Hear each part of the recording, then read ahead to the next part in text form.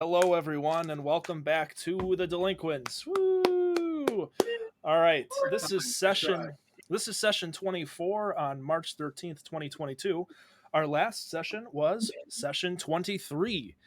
We don't have a full summary tonight, but we do have a list of notable events that we will cover before we get started. So, the notable events of our previous session were as follows. The party got to know Mace, their new roommate. The party learned about the elves of the Forest of Eternal Spring from Professor Norbert Halfpint. Professor Halfpint revealed that he remembered Cecilia, that he had forgotten his and the party's involvement with the airship incident, and that the Adventuring Club would be planning a trip within the city limits. Mace met the Wizrad, the snake oil salesman that the party had encountered previously. Lava and Palmer spoke with Dello and agreed to work with the Molero family for their protection.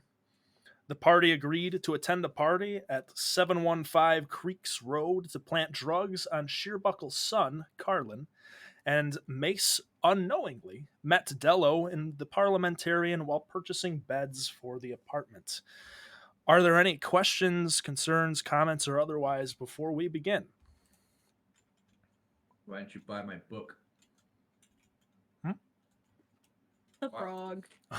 why didn't Mace buy my book? That's I something didn't you'll know have you to wanted bring it. up with Mace. Are we where we were last time, or as to say, am I still at Ormans? No. So we have where we will pick back up.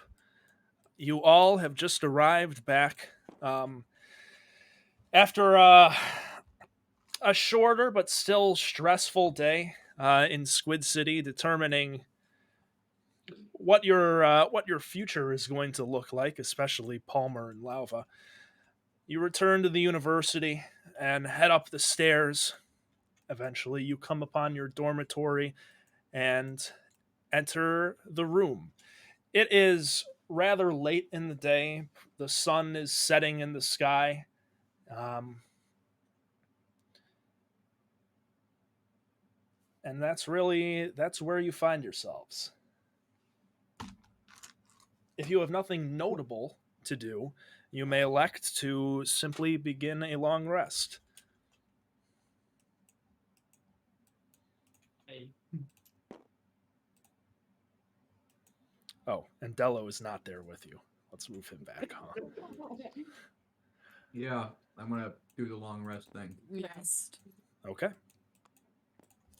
Fantastic. So, entering into your dormitory, you all exchange some brief words about what you've seen and done in the day before deciding that if you're really going to go on this job and to this party, um, who Mace notably does not know about at this point, has not been directly informed, you'll probably need your rest.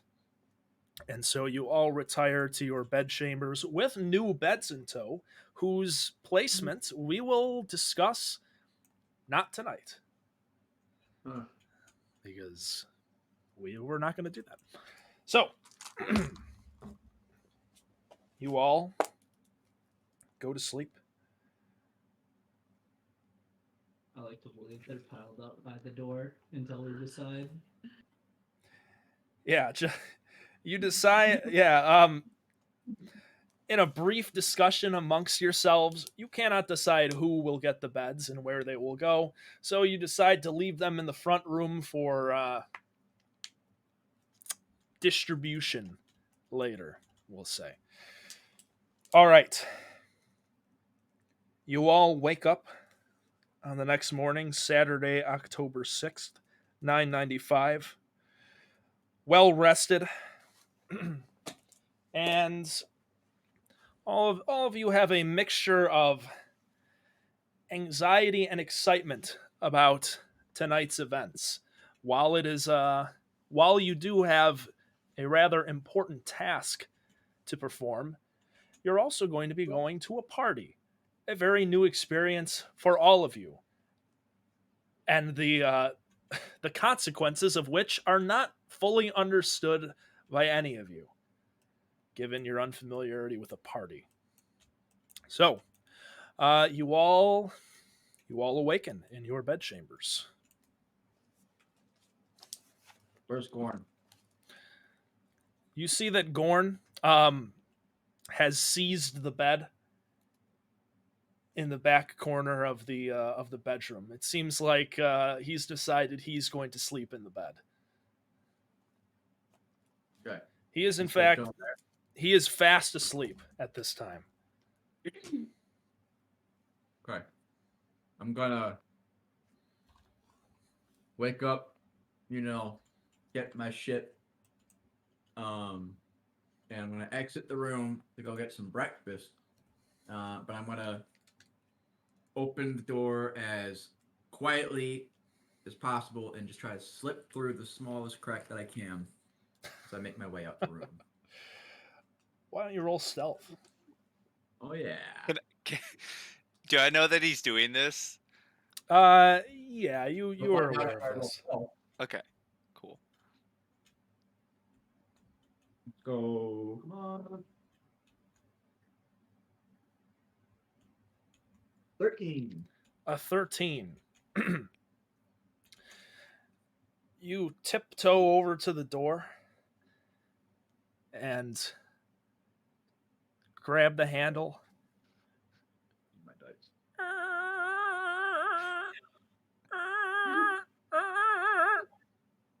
The knob noisily creaks as you rotate it.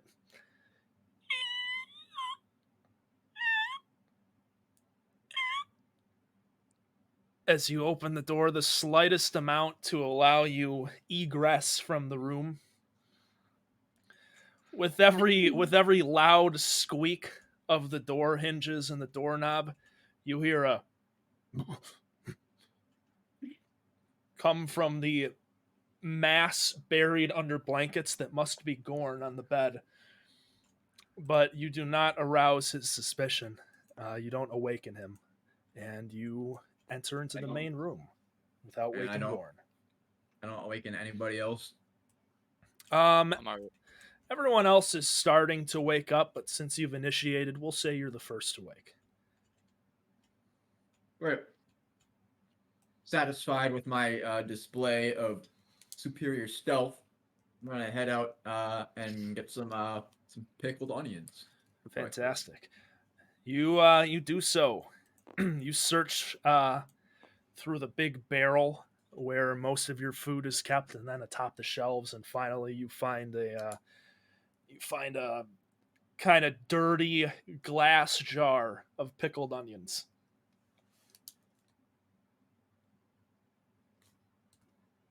Start going to town, and Fantastic.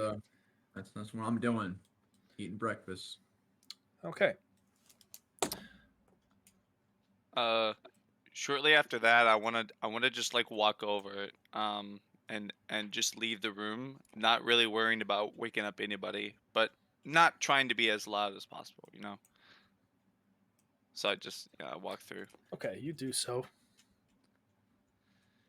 And then I go to Sheem, and I'm like, "What was that? Why were you trying to leave like that?" Well, is anybody else out in the main area at this point? You In look earshot? you look and see Agval and Gutter Snipe are fast asleep in their usual locations. You peer around the corner and see that Palmer is stretched out on the sofa, fast asleep. We can't. We can't like. Oh yeah. There. Oh god. Hold down the mouse wheel to drag. Like click it. Click and move. I am. You're role playing. Give me the mouse. As this is happening, I'm like, "What are you saying, Sheem? What? Click and what? Click and move what?" Sorry, I dissociated for a second. My mind went to the body of a giant old Goliath man. No. What I actually said to him is, we can't let anybody know about Gorn.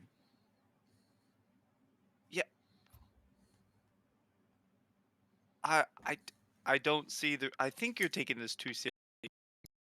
I don't Well, think. we don't know like what much about Mace or anything, and I don't know how she'd feel like knowing there's an extra roommate in here, especially someone who's not even like a student. I don't know.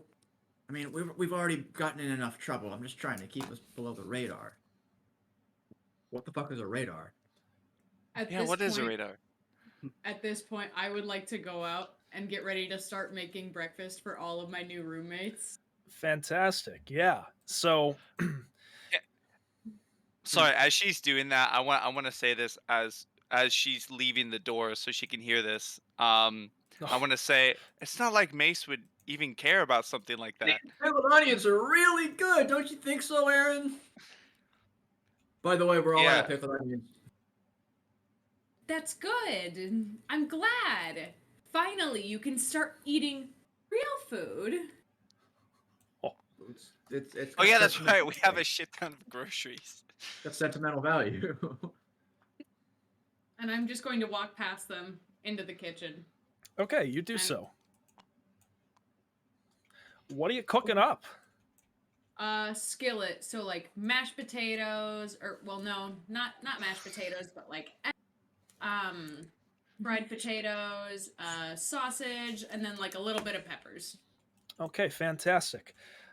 Mace, you go into the corner where Agval has deposited one of the large barrels of food that you recently purchased and start sifting through the ingredients.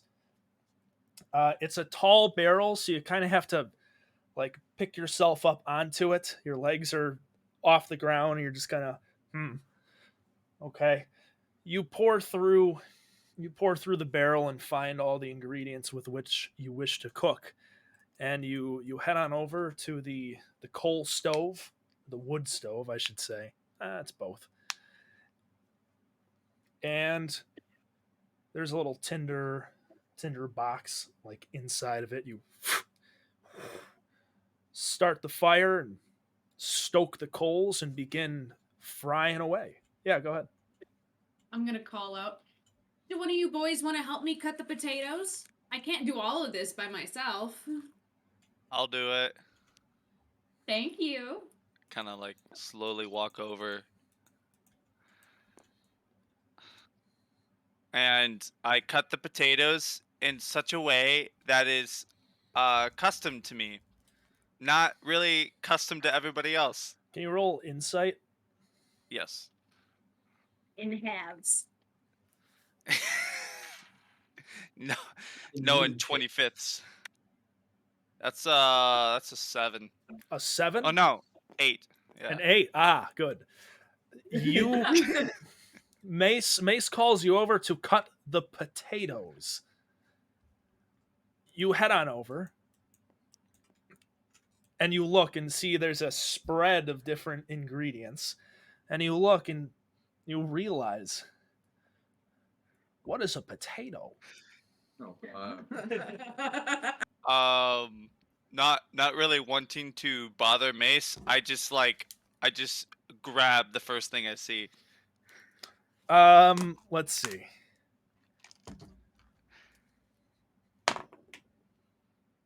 Okay, you grab a few large, kind of tubular brown things. You think those look like potatoes, and scoop up the potatoes and bring them over to a nearby table. This is your only table, actually. And pull out a weapon and start. How do you cut them? Um,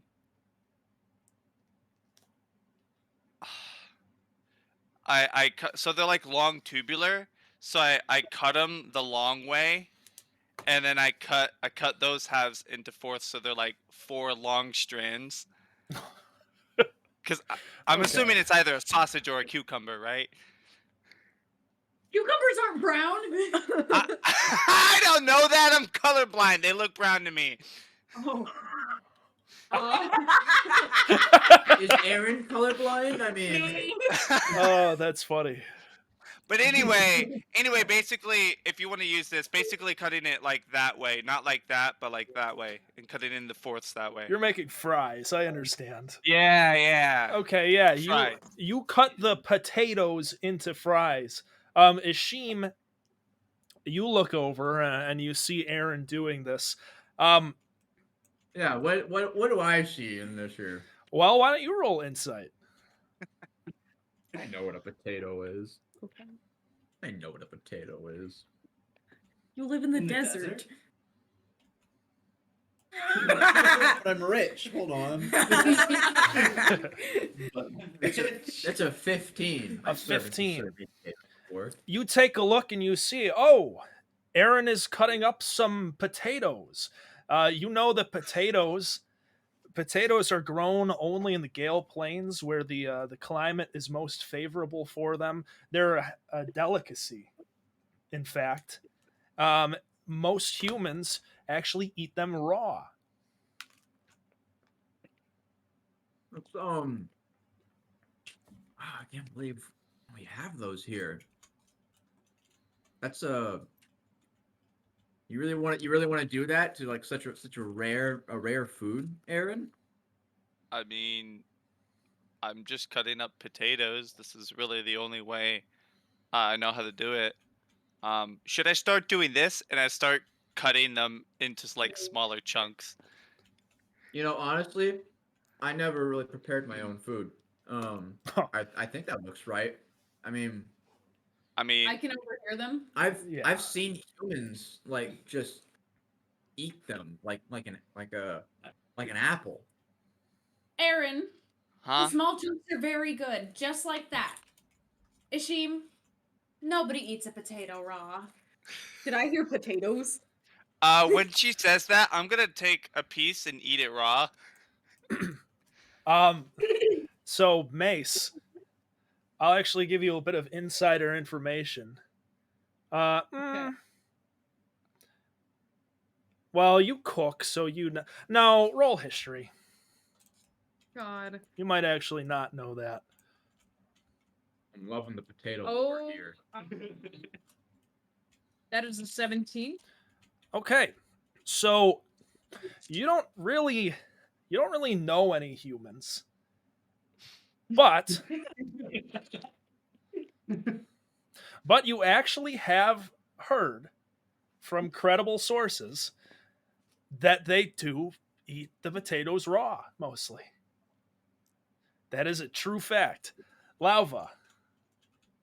Potatoes. Yeah, so you enter into the room. You hear the muffled sounds of how do you cut a potato from the thin walls on the other side that separate you from the rest of the group, and you exit your room and enter into the main room.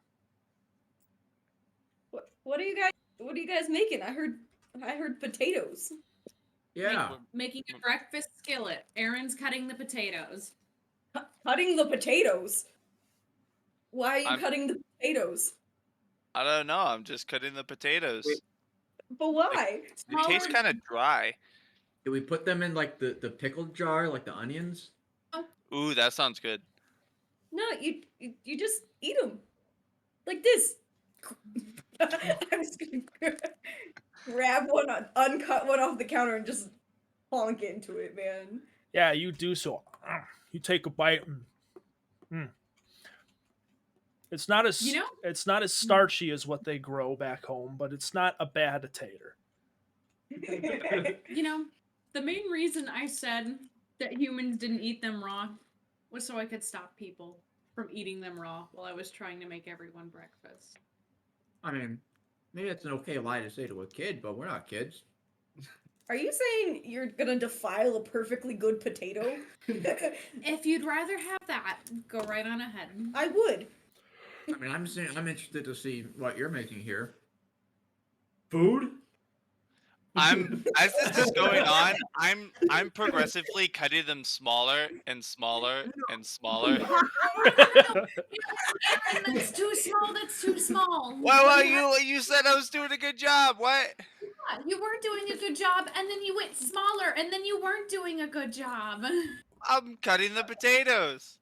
I would like to enter the fray. A new All right. challenger appears. You pick yourself up from your nest and waddle on over. I mean, do we want to? I mean, I can. Do you need the potatoes fixed? I can just. I cast mending. Dude, you mend them to into what form do you mend them back? I don't see potatoes often, so my best guess at what the normal potato shape looks like. Okay. Yeah, you Ishim Like a like, it's gonna be a like I know they're somewhat like ovular in shape, so I want to make a perfect like oval, like a football. like a perfect 3D smooth oval. Oh, an ellipsoid. Okay. Yeah, Ashim, using your reality altering magical powers, you concentrate and wave your hands with the Zanudian sigils in the air, and you all watch as the diced potato floats up in the air and kind of pieces itself together into a perfect ellipsoid shape, and dunk falls on the table. I mean, if you now you can try it again. You know. What the hell, man? I worked so hard on that. What did you do to the potato? Why would? I mean, I'll be quite honest. I've never seen a potato until like after it's done being prepared. So I mean, this is. It's not lumpy. I, I mean, You know, I I can't. would like What to have you take a done bite to of it? it to see if it's still good after what Ashim did to it. Yeah, gutter snipe, you can take a bite out of the potato with your beak. It kind of like sticks in for a minute, and you just lever it up and take a chomp. You chew it around in your mouth for a little while. It's nice. It's very starchy. Kind of dries out your mouth a bit. Overall, it's and you call it's kind of a bland flavor. It's very starchy. You know, Aaron, why don't you hand me the knife? I think I'd rather take care of this on my own. Well, I was only trying to help. I mean, Ashim just reversed all of what I was trying to do. Well, if you watch me cut the potato, you'll know how to do it for next time, and then you can help me again. How Lava, about that? I want to sneak a potato roll stealth. into my pocket. Another one. Correct. Oh, 20. What are your 23. what are your passive perceptions, everyone? Gutter snipe, yours is the 11. highest. What's yours? Shit. Mine's only 21. Okay, Lava, Only. you sneak a potato into your pocket. You all hear a creaking and a As opposed to 23, coming from the other area, and you watch as Palmer kind of picks himself up. He looks over at all of you congregating. He's like, "Hey, morning, guys. How's it going? Oh, potatoes! Wow!" He grabs a chunk of one. You know, did you know you could cook these? He takes a bite out of a raw one. I kind of prefer them raw. That's how they're meant to be eaten, you know. I'm. You know, I've only ever See, seen. this guy gets it. I've only ever seen them prepared, but I mean, I guess I'll try a raw one. I reach for a completely another untouched How many potato. potatoes we got? I don't know, but I'm assuming we're running low at this point. Yeah, there were 3 on the table, and then there are 2, and one of there's one, and it's the weird one that Gutter Snipe is taking a bite of. So I pick up. I'm not plugged in. I guess I'm not. I pick up the weird one and I go to lava. It's supposed to be lumpy, right? Yeah? I like imprint my thumb on it a few times, you know. And then You're gonna take a bite out of it. Do the lumps like affect the flavor at all, or This they grow. All lumpy and bumpy like the earth. As everybody takes the potatoes, have I actually started cooking anything yet? Yeah, you've been cooking this entire time. You're kind of having to play double duty to keep them away from the taters and also keep the food going. Okay.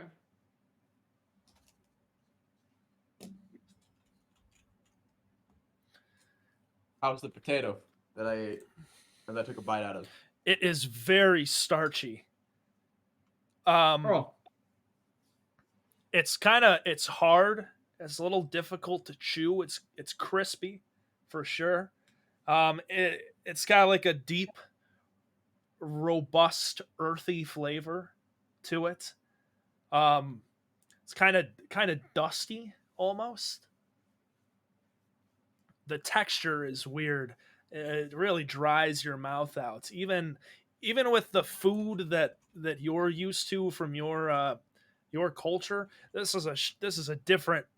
It's like you just you know swallowed a bunch of dirt and dust. The flavor's fine, but the texture is unappealing. definitely, definitely weirder when you don't have it go through the kitchen first.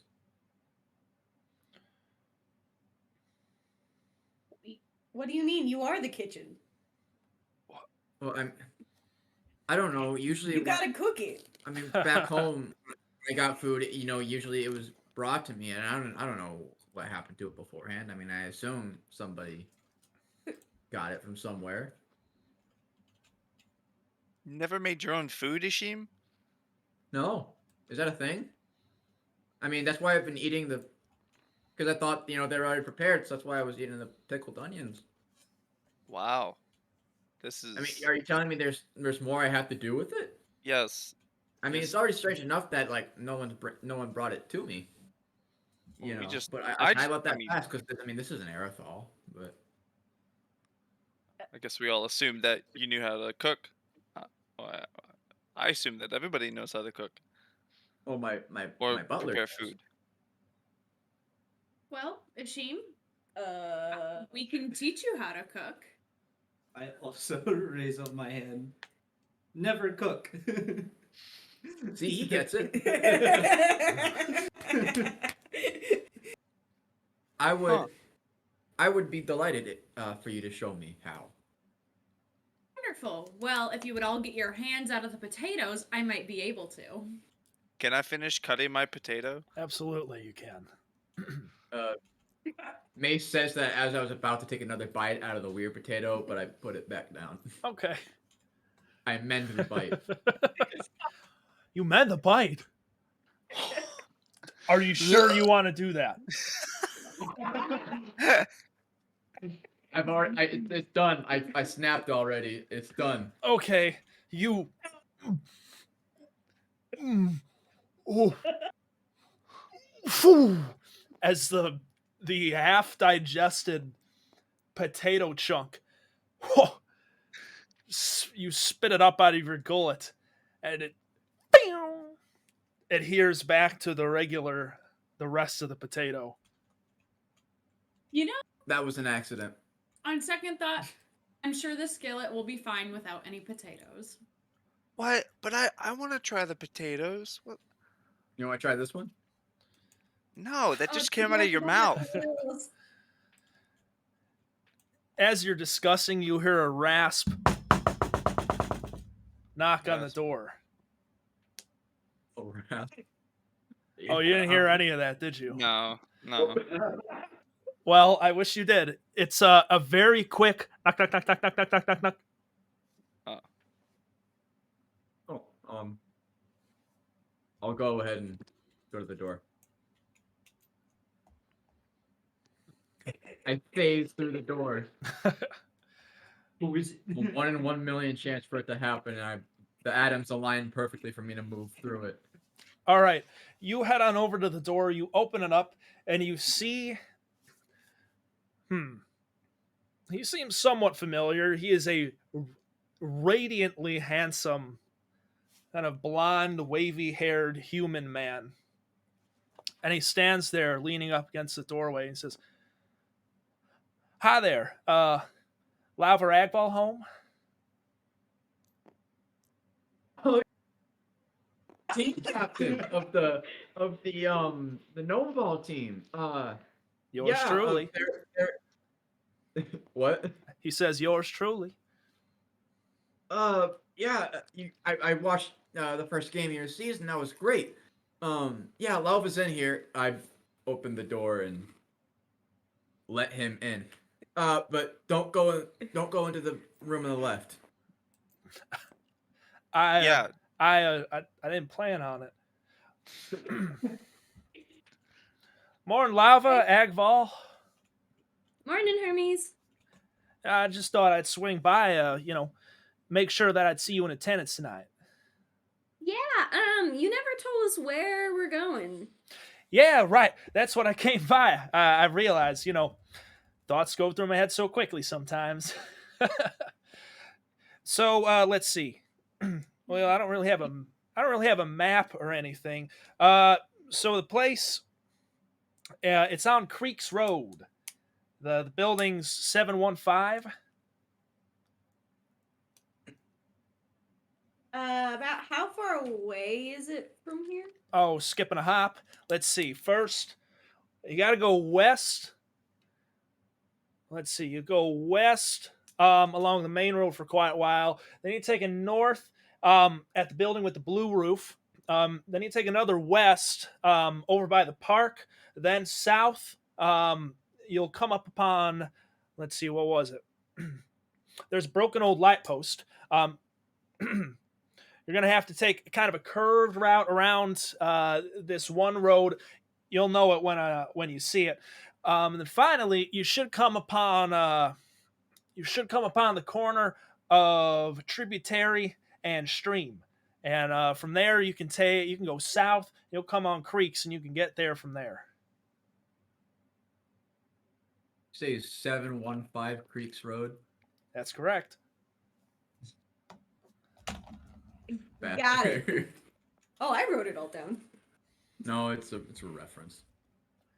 Indeed, it is, my friend. Well, thank you. I think we decided we're all. I guess we didn't ask. Hey, Mace, you want to go to a party? Sure, I'd love to. Okay, we're all coming. Oh, by the way, Hermes, you said your name was? That's me. This I don't know if this is a stupid question or anything, but what's a party? Oh yeah. Yeah. What is a party? He laughs for a moment. Oh, you're serious? Oh, well, okay. Everybody looking at him play, guys. Man, you're looking at me real. I mean, how many different pieces of formal attire do we wear, and when do we change into them? Yeah, and we're not sacrificing any people, right? Formal side. What? Yeah. I think there's some misconceptions between what we're being invited to. Yeah, clearly. Hell, I guess there ain't no parties back home, huh? Well, how do I put it in layman's terms? You go there, you have fun. That's about it. Formal clothing, well, you probably shouldn't wear your armor. Have you been sleeping in that? My robes. No, you wear underdressings. You just take off your. What? Well, yeah. I don't really sleep. I just sit there. Man, it's That's- gonna be a hell of a party. All right. And no, you don't sacrifice people unless it gets weird. Okay, well, I'm gonna leave if it gets weird. Okay. That's okay. I am too. All right. Well, hey, you come find me when you're there. We'll hang out. It's BYOB, but as long as you come in with something, nobody's gonna stop you if you borrow some of somebody else's. You know what I'm saying?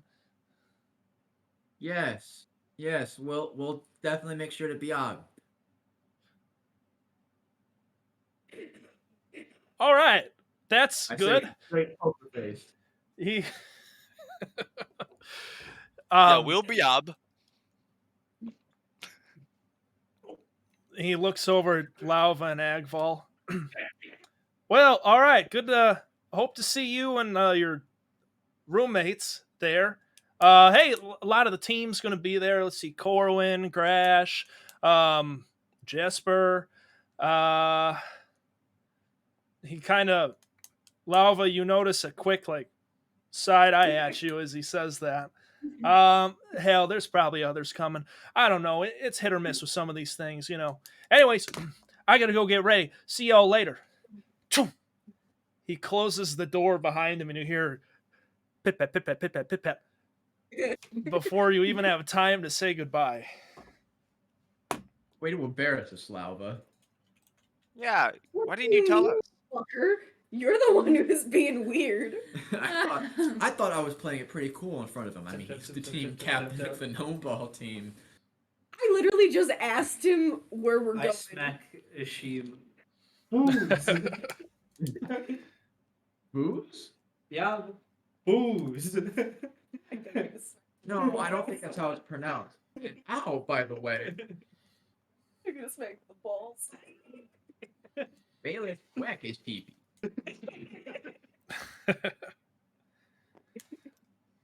So you're saying BYOB has something to do with alcohol? Mhm. Give a thumbs It up. means bring your own beverage, dear. Oh. Remember, I used to get confused about all the terminology when I was your age, too, so don't feel bad about it. We gotta bring a pie too. Pie? Yeah, it's important. All right, we can go find a shop. Yes, all festivals require pies.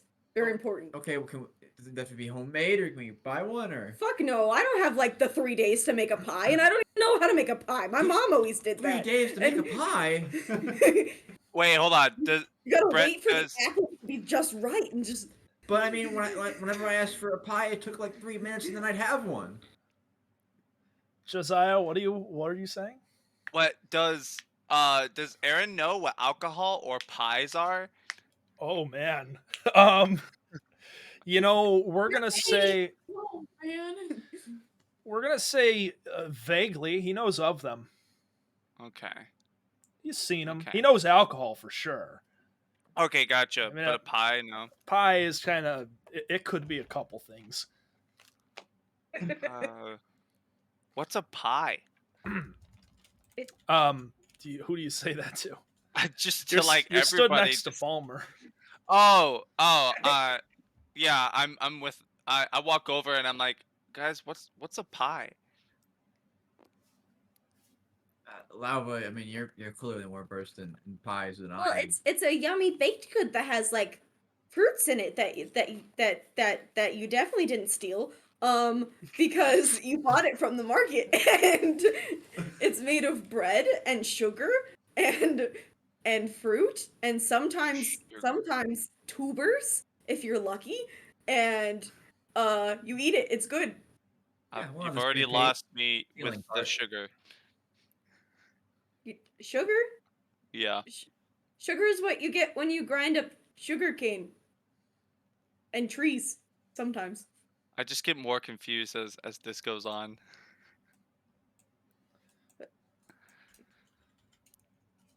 Have you never had something that was good in your life? I've had moles. Moles are Oh, look at fantastic. that, breakfast is done.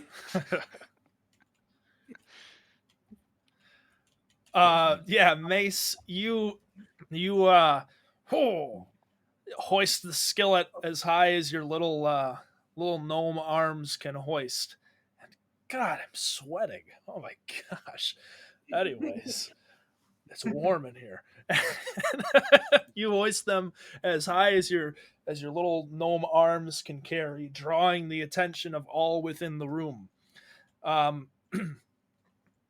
The rest of you smell the hearty aroma of what Mace has referred to as a skillet, and brings it before you on the table. With do you serve it to everyone, Mace?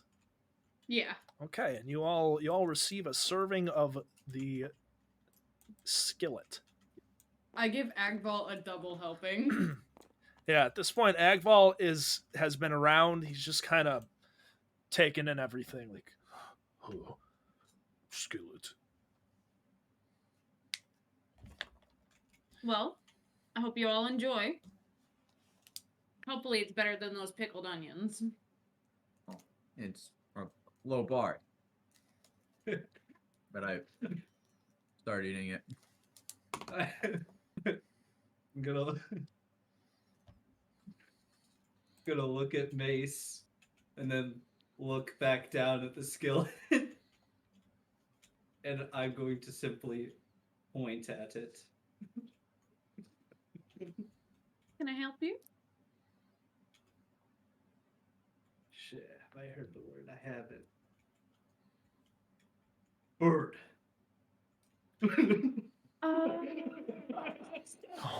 Uh oh.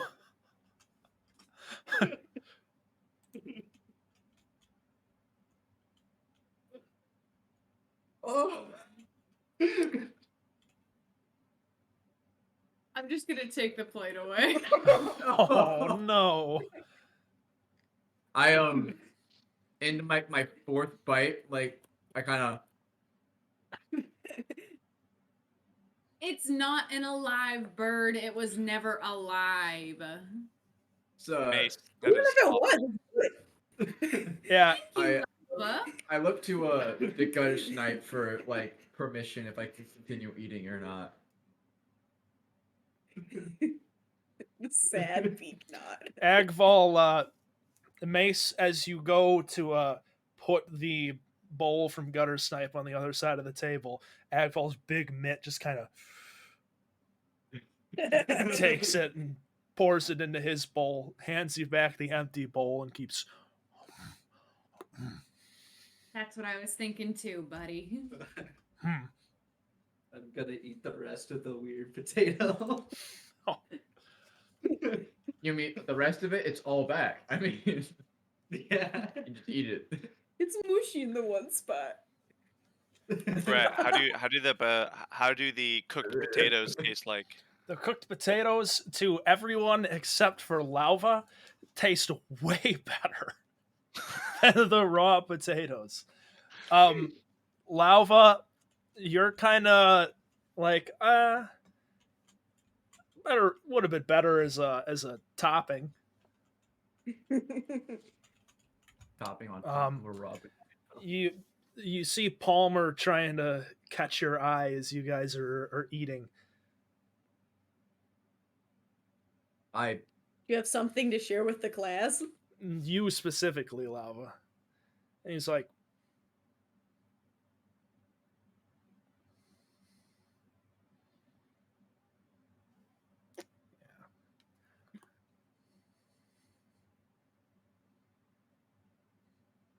Sorry, you can't see roll. I'm gonna like gesture over to the couch. he stands up. am I seeing any of this happen? Uh, Here. yeah, it's all very visible. He stands up and he's like, Lava's confused what's happening. so is Palmer. He takes a step towards the couch. What up? Hey, man, what's up? I don't know. You were making faces at me. No, I don't want to. Looks over.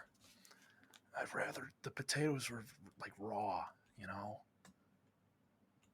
Yeah, I like the raw potatoes. That's all They didn't. That's all I was saying. Oh, okay. Sorry. It's okay. Yeah. Uh, Uh, Potatoes were better if they were raw. That was her idea. I had nothing to do with it at all. I Are you sure? know that's probably why you ate them raw to begin with, but thank you for the input. Mace, Yes.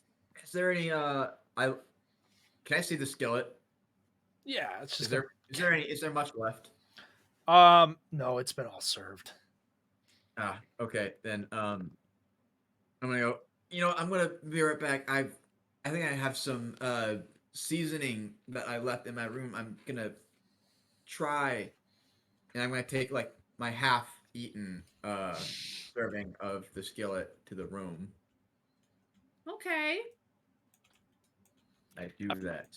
After he does that, I say, I don't know about you two, but these potatoes are great. Oh, they're way better than raw potatoes. Thank you, First Aaron. potatoes. This is really good. Aaron, do not be surprised if there's a knife in your back as you sleep. I don't sleep, so that's not gonna work. I can change that. I guess the sleeping part would be surprising then, huh? Yeah. Does Palmer say that? Yeah, he does. Palmer, that was I'm actually kind of funny. Thanks, I'm man. I'm taking the other half of my serving corn. Okay, you return. You see Gorn. Well, you don't see him. He's still buried under the sheets. Oh shit! Wait, fuck. Hold on. First, I go to the door, and I do the You do very so. subtly, Do, and then I slowly get in the door, and then take it to Gorn. do I pick it up as a signal? No, Mace, you're old. You can't hear Oh. what you didn't That open is this. true. Roll. What's your passive perception? 15. Sheem roll stealth.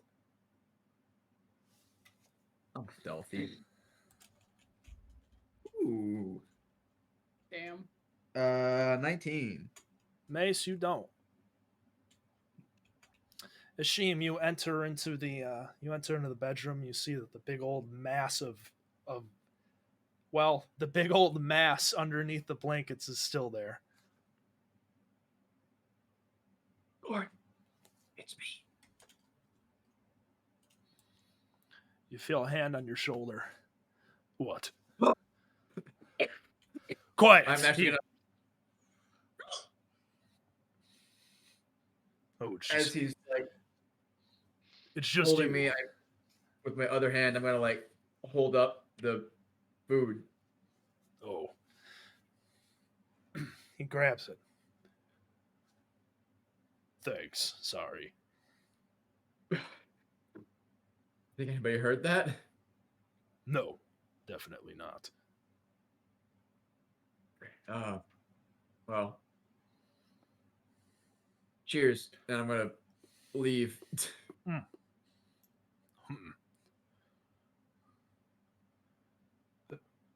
I feel like these. He picks out a potato. I feel like this would be better as a wedge. Well, all right.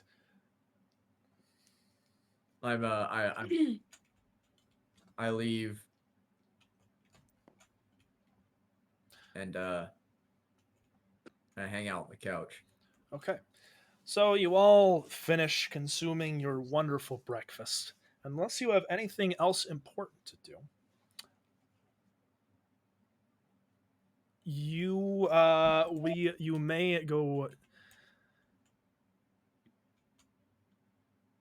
We'll get back to that in a minute. Actually, once you all finish, um, you take your wooden bowls and collect them somewhere in the kitchen. You don't really have a sink or anything. Everything's over in the public restroom area. But you collect the bowls in wherever you put the bowls in there. Palmer stands up from the table while most of you are. Let's point out the fact that most of you are already standing because you only have two chairs. So he kind of stands a little taller from the table. Says, "All right, Well, we got that party, and I guess it's bring your own beverage. So we probably got to go get some of that stuff. And let's see what else. I don't know if you guys have anything you need to buy, I but feel like it would be. I say this from over at the couch. I feel like we don't need to buy a pie, like Lauba said. Yes, a pie. Yes. Very important. Yes. yeah, I guess we need to buy a pie. Um, and And I don't know, maybe anything we might need for any, I don't know, possible. I say this with like the heaviest metaphorical air quotes I can. Extra activities. Are you planning on fucking? No, I mean I don't. We don't know what's at the party, so there could be I don't know, uh, games or competitions that we might want to I don't know equip ourselves for. The What only about a games drum? that would be there are spin the bottle, 7 minutes in heaven, and then I list off like 3 more, and I'm like, yeah, all those. What? Why are we Is she killing people for fucking? 7 minutes? Yeah. You I don't want to have die. the ability to travel different planes, What? and why only for 7 minutes? Paper beats Anyway, that's rock? beside the point. Ashim, man, are you talking about? I know what you're talking about. You're talking about fighting, right? Something goes down. I mean, maybe I don't know. I mean, there are some people from the gnome ball team that you know maybe don't have the highest opinion of some of us. Well, Ashim, You would have sucked. Ashim, Situation. I mean, the kindest way. I don't think you're gonna be getting in any fights, honey. Uh, I mean, maybe think of less of a fight and more of a preventative measure for me getting beat up.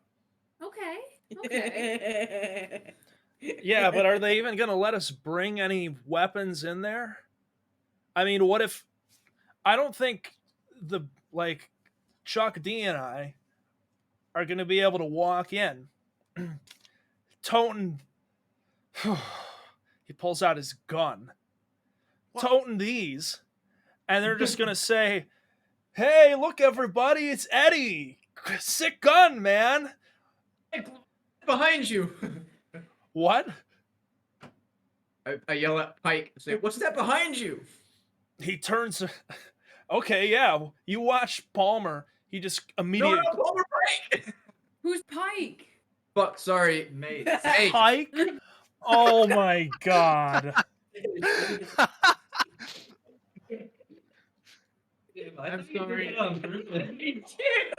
Damn. You were actually Agval. Yeah.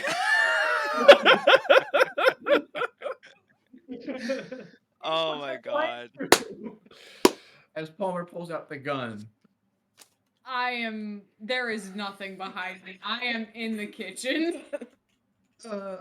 Palmer, what are you doing with the gun? No, it's okay. I figure all of you would have armaments. I mean, you're all studying to be adventurers and whatnot. It's fine. I mean, I do too. It's all right. You have a gun? No, not a gun, not a Oh. gun. Okay, cool. Anyway, you get what I'm saying, man? I He realizes he's kind of points it away from you guys. Trigger I mean, discipline. we can always force our way in, you know, just be like, hey, we're bringing these weapons in no matter what. You know what I mean? It sounds like a very bad idea, man. It's just an idea. well, I mean, Agree with Palmer. That does sound like a bad idea. I'm considering, maybe some of us have other obligations that we might want to be handling while we're at the party. I don't know. It's not like I have anything, you know? I need a knife for my pie.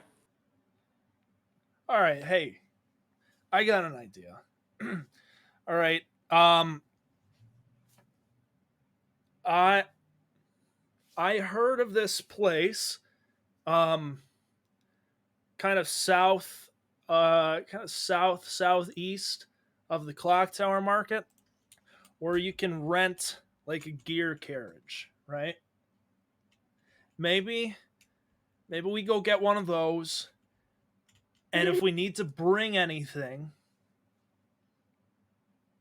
wink, wink, wink. He air quotes. If we need to bring anything, we can leave it in the car, idge, the carriage. Weird accent you had there. Yeah, sorry. We can leave it in the carriage, and if things go bad, we can go get it. That way, we've got it with us, but we're also not running around at what I understand is kind of a relaxed event with weapons. You know what I'm saying, man? Yeah. I could go with you to help you get the carriage. Yeah, sure. I don't really know how to drive, so Don't worry, I've been around long enough. okay. All right, why don't let's do this. You'll notice that Palmer has taken a bit of a more assertive role than his usual go with the flow type of personality. Let's do this. All right. Why don't you all, we'll all go out, we'll get our stuff, and then we meet over at that place. I think it's called, oh man, what is it called? Newman's? Like Newman's Carriage Rentals. Yeah, that's what it's called. Newman's. Let's go down and meet Newman's when we're all done. Maybe like 7 o'clock on the clock tower. We get something. We put our stuff in there, and we go. That sound good? Yeah. Sure thing. Sure. Right on, man. He deflates a little bit and returns to the table. Sick. All right.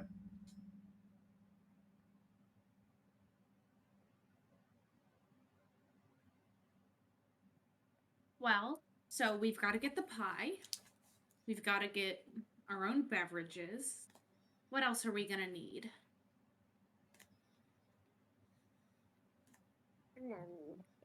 Uh, clothes to wear to the party. Clothes to wear. Ava, why don't we go clothes shopping, you and me? Just us girls. At the Yeah. wearing clothes, I look Wait, down. why does it have to be you two? No longer wearing any. Why can't we all go clothes shopping? Well, we all could, but just I was thinking that Lava and I could hang out and just have a girls' day out on the town. Sure, I'd. Out on the town. You know, It's a sock on door thing. to a party, so I guess it could be okay. Well, all right. We can go whenever you're ready. Okay, bye. Okay. So now we're gonna go off and we're gonna go get our items real quick before you all meet at Newman's. So let's see. We have Lava and Mace. If you'll come join me at the city map. Hope. So you got not Newman and Mace. Let's see. Ishim, I know you have a couple things you're looking for. Does anyone else have any specific items? Gutter Snipe, I know you want to get pretty bottles of wine. Yeah. Okay. Aaron, do you have anything specific you're going to look for, or are you just tagging along? Uh, Aaron's looking for like an instrument of some sort, but he doesn't know how to play in any sort of wind instrument. So I'm thinking like a small little like drum. Okay. Um, because his mindset is yeah, I could probably use this to distract somebody so we can do the deed. And I would like to play drum. But that's why we need to gear up. Because we're committing crimes. So Say that around. I fucking understood what I was trying to I say. love No, I crime. knew. Okay. I I understood it was being difficult for a reason. Let's Yeah, being revealed. we'll have and Gutter Snipe, what else do you want to get? I think I saw you moving around. I did. I do want a new satchel as mine's kind of tattered. Okay. A new satchel. um we'll say Aaron and Ashim, who are you bringing with you? Anybody? Take Palmer with me. I think Palmer needs to get better equipped. Bring Palmer. Okay. Aaron, you can go with either of these groups here. I'll tag along with Gutter Snipe and Agval. Okay. All right. Aaron, Snipe, and Agfall, we'll actually go with you three first. I'll tell you. So, Mm-hmm. splitting into your different groups, you all venture out into the Clock Tower Square, the Clock Tower Market, to go purchase your items for the party tonight. Aaron, Gutter, Snipe, and Agval, the three of you find yourselves in the market. And after a time, you're searching around. Agval has, while you guys are walking to the market, the entire time, Agval is speaking to you. He's saying stuff like, "So, Don Burrows, I help him tonight."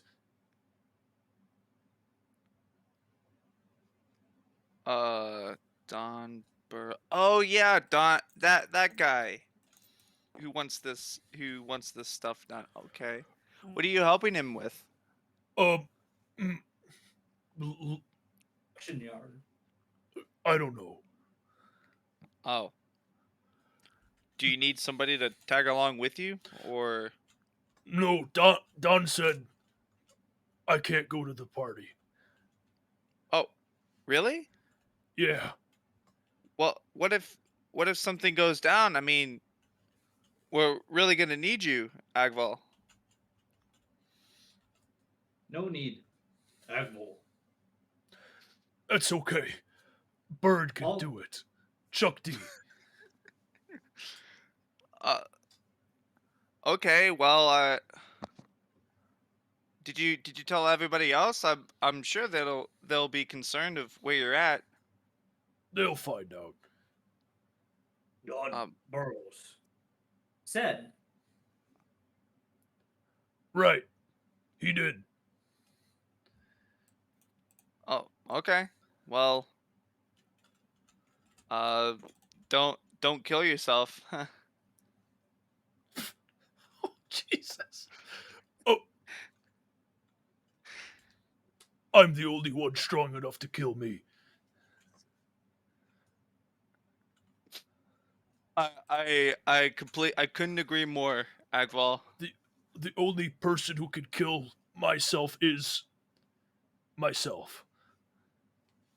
Agreed. All right.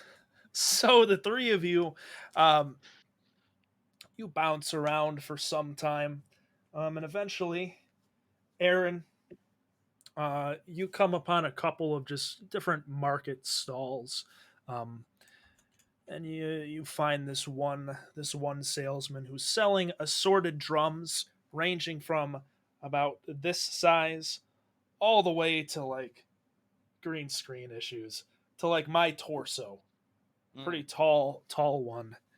um, ranging in prices anywhere from 5 gold pieces to 40 gold pieces Okay. for the biggest one. What size do you want? How big of a drum you looking for? Um. One's that's kind of like a medium size, I guess about this big. If this is the drum head, you Okay, know. you can find Yeah. one of those for 12 gold pieces. 12 gold pieces. Is there a different? Is there different brands, or are they all like, you know, all basically the same? Actually, yes. You see, there's a few different shoddier looking, like unbranded things that are clearly homemade. But then, on a few of the nicer looking ones, you see that there is a metal emblem on there, like all top it. Fire with the Saul guy, with the seller, the merchant, and he says that oh, you're looking at that drum, huh? Oh yeah, Kingston Wall makes that. You know, they make all sorts of things, instruments, and I think they make gear carriages too. Ironically enough, they don't make buildings. Top of the line stuff though. Um, I wanna like test it, like the Kingston one and the regular ones to see what the differences are. The Kingston Wall drum is clearly much better crafted. I mean, it's sturdier, the sound is a lot fuller. The other drums, they make noise, but they kind of Okay. shake and are not so well made. Okay. I turn to the cashier or the merchant or trader, Merchants. whatever. And I'm like, okay, well, how much for uh a Kingston? What was it? A Kingston Wall. Kingston wall. How much for like a medium size Kingston wall drum? Oh, I could sell that to you for maybe 18 gold pieces. Okay, yeah, I can. Yeah, no, yeah, here. I just like hand him 18 gold pieces. Okay. You buy a medium sized Kingston Wall brand drum. Fantastic. Is there anything in this store worth looking at? You think? It's just a market stall. He's got drums and a few other like random items. Okay. Gutter Snipe. Yeah, that's good. That's good for me. For Gutter Snipe, Kingston. you're looking for wine and anything else? I forgot the other thing you said. A new satchel. A new satchel.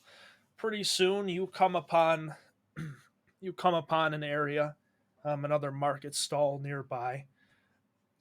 There's one that's selling backpacks, satchels, burlap sacks, etc., etc.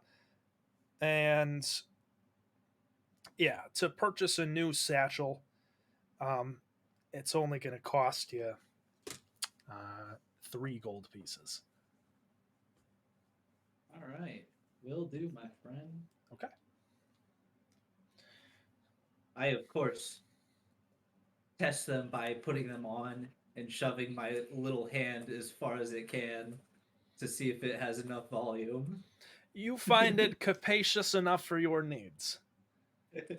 And then, as you're kind of digging your grubby little mitts inside of your new satchel, you hear from over across the road at another stall, "Hey, you small bird creature!" Oh no. I look up at him. He's about to get air butted, stolen. You turn, yeah, you see a guy with big hands. He punches you and kills you. You see across the way there's a market stall, with several large barrels upon wooden supports. He says, "Hey, come here! I've got a deal for you." I walk on up.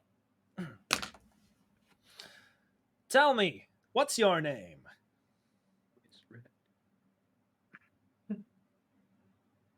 Chuck D. Well, isn't that a coincidence? Pleasure to meet you. I'm Chuck D.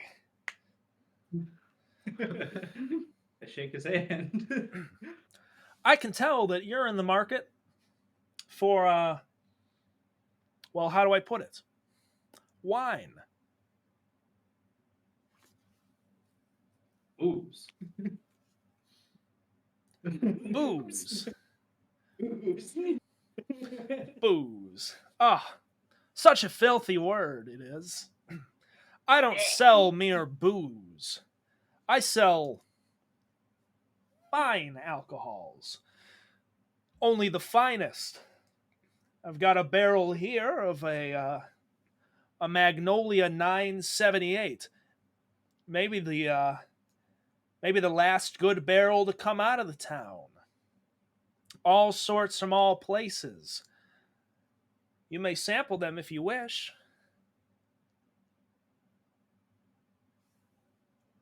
See.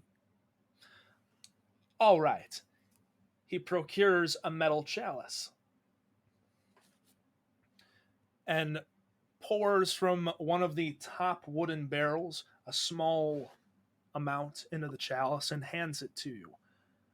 Why don't you go ahead and give it a try? I look into the chalice. Is it pretty? Oh yeah, it's very pretty. It's a shimmering deep red, You're a fucking whore. effervescent. It bubbles No. slightly. Fine, I'm looking for pretty colors, my man. It's it's very pretty. I go for it. I take a sip. It's strong. Very very flavorful, sweet. It bubbles in your mouth. You're not really sure what wine is supposed to taste like, but if it's supposed to taste like this, then maybe wine isn't so bad. How many? Well, depends on how much you want. I point at the barrel.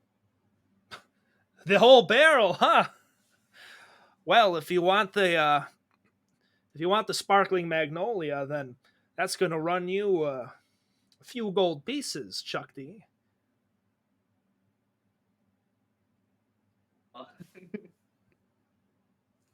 I start ruffling through my coin purse, like adding one to my hand until he says stop. You're going to have to count for a while, friends. A barrel like this, well, maybe a barrel of cheap ale you could get for 100 gold pieces, but this is the finest stuff on the continent. I couldn't part with it for more than 500. Not the whole barrel.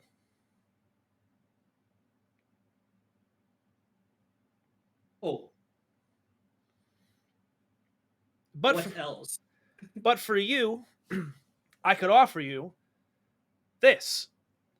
He pulls out what appears to be like a 3-gallon barrel with a tap on it. I'll give this to you for a mere 30 gold pieces.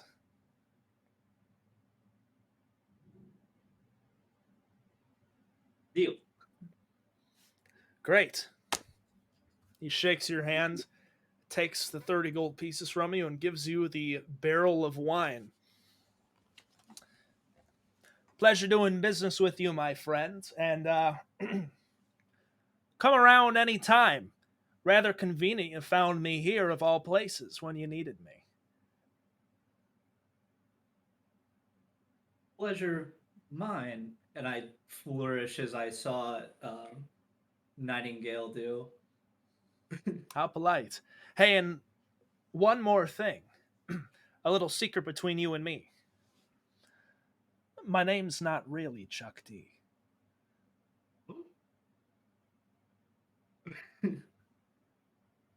What is? Oh, don't worry about that now. I'm just your friendly neighborhood wine salesman.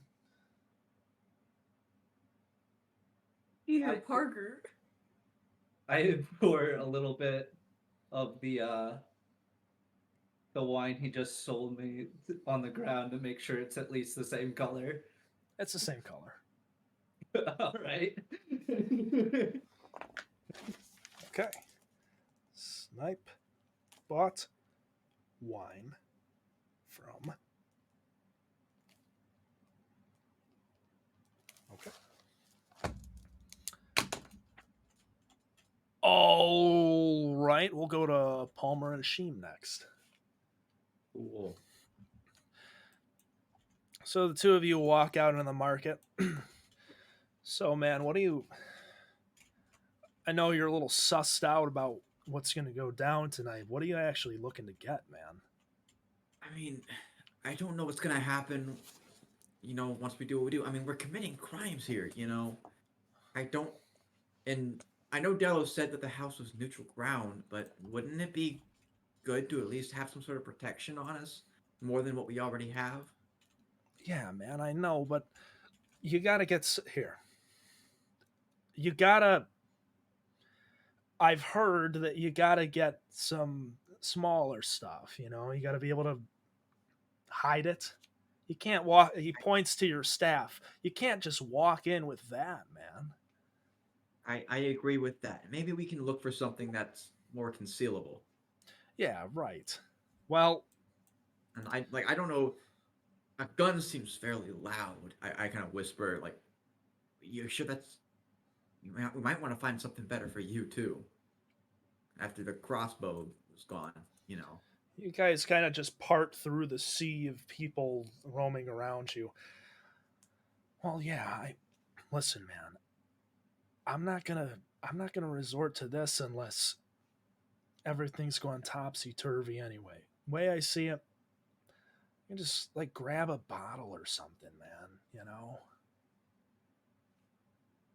A bottle? of booze. Smash it. It's a knife. I mean, I've been taking the martial classes and whatnot, but I wouldn't say that's my strong suit. All right, well, what do you think then? Well, I mean, there's one important thing to know is if I can't take my staff, you know, can't do any of this. Oh, shit. Yeah. Yeah, I guess we do need to. Well, okay. How specific does it need to be? Like, are we talking?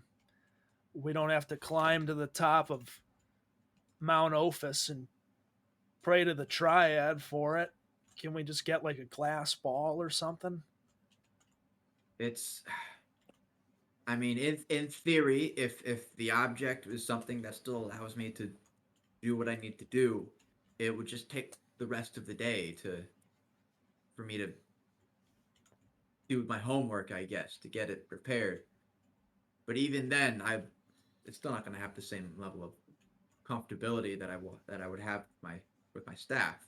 I mean, I've trained with this thing for years, All right. but I Well, mean, we can at least find an alternative. It would just take me a long time to get it attuned. all right. Well, hey, man. What if here? You know what? He reaches into his little bag and he pulls out a glass orb. All right, I forgot to return this last time I was in the department, in the magic department, right? And with all those empty classrooms, I don't think it's going to be missed if you just kind of take it. How's that work for you? What is it? You look at it. It is a kind of cloudy glass orb. Roll Arcana. I'll do one better. I'd like to cast Identify. Absolutely, you may. Okay. You two come off to the side of the road. You hold it in one hand and poof, cast wave some hand signals with your other hand. This is just kind of a standard,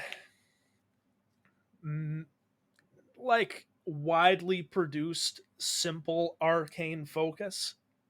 Um, you actually learn that it's made by a company called Kingston Wall. Kingston Wall. Kingston Wall. And they, you figure out that this thing would definitely be suitable as an arcane focus for a whole bunch of things, your magic included, though it's nothing special. When when did you get this from the school? Oh, dude, they have a bunch of them in the cabinets, man. I mean, this this could work, but even on top of that, we might want to get something for the rest of our friends that can't bring their normal weaponry in. Okay. I'm gonna real quick just see if the orb works for me. Um, I'm gonna. Oh, I don't know. I'll break a twig that's near me and see if I can cast mending through the orb instead of the staff. Okay. So, you find a nearby piece of like wooden debris, pick it up, and you hand your staff over to Palmer, who takes it. You hold the orb up with both hands in front of you, and kind of you focus for a moment. It feels different. The flow of magic of Xanadu through your being and through the orb is unfamiliar compared to your staff, but after a moment, you're able to figure out how it goes, and you are able to successfully fix the piece of debris. Okay, well, this works, but maybe it's not a bad idea to see what some shops may offer just for the foreseeable future as well. Sure thing, man. Let's look around. Worst case scenario, some of those gnome ball guys really do end up messing with you. Yeah, I mean, I that was really more of an excuse. I was thinking more of the the gangster genre of bullies. Yeah, right. I get it. Yeah, I don't really think any of those gnome ball guys are going to give us trouble. Um, you don't know any of those guys, do you? Any of the gnome ball people? Yeah. I mean, other than our friends, no. No. Um, Okay, that's fine. to be quite honest, the only friends outside of you guys that I have is Gadway and Marcus. Yeah, no, I figured I just ask, man. I mean, luckily, I don't think we'll run the risk of being recognized by most people that may be going to the party, other than maybe Lauva. But Yeah, well, Lava knows all those guys. So, um, do you so do you know of any stores that might be supplying what we're looking for? oh man, let me think. So, what items are you looking for? I'm looking for maybe some small concealable martial weapons for my martial friends. Well, because they're not gonna be able to bring their things. Okay. Um, as well as maybe some possible places that offer items just to help improve any sort of stat check. Okay. So I'll say for your martial like concealable weapons, your holdout weapons, um, there are pretty simple shops around here that sell like novelty weapons. Some of them you search around for some time, you find a few like novelty weapon shops that do sell some serviceable weapons. You would be able to hide a dagger or a club. You might be able to conceal pretty easily. Anything larger than that, and it's going to get progressively more difficult to smuggle in somewhere. Sure.